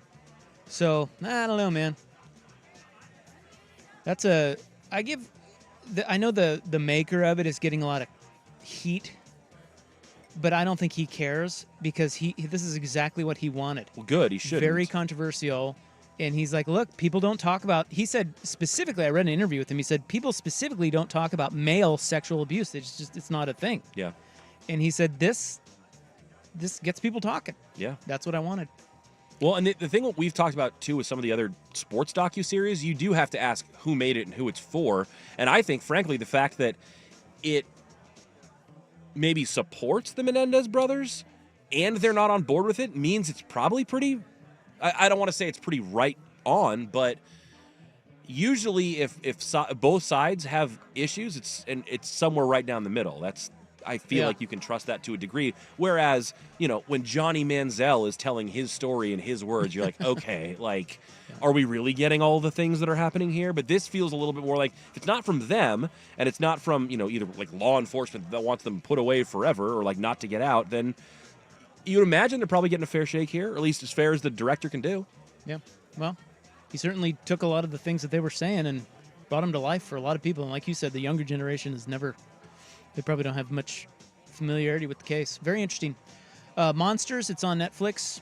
I would say worth a watch, but it's intense. There's some tough scenes. All right, we'll wrap it up next on The Fan. The home of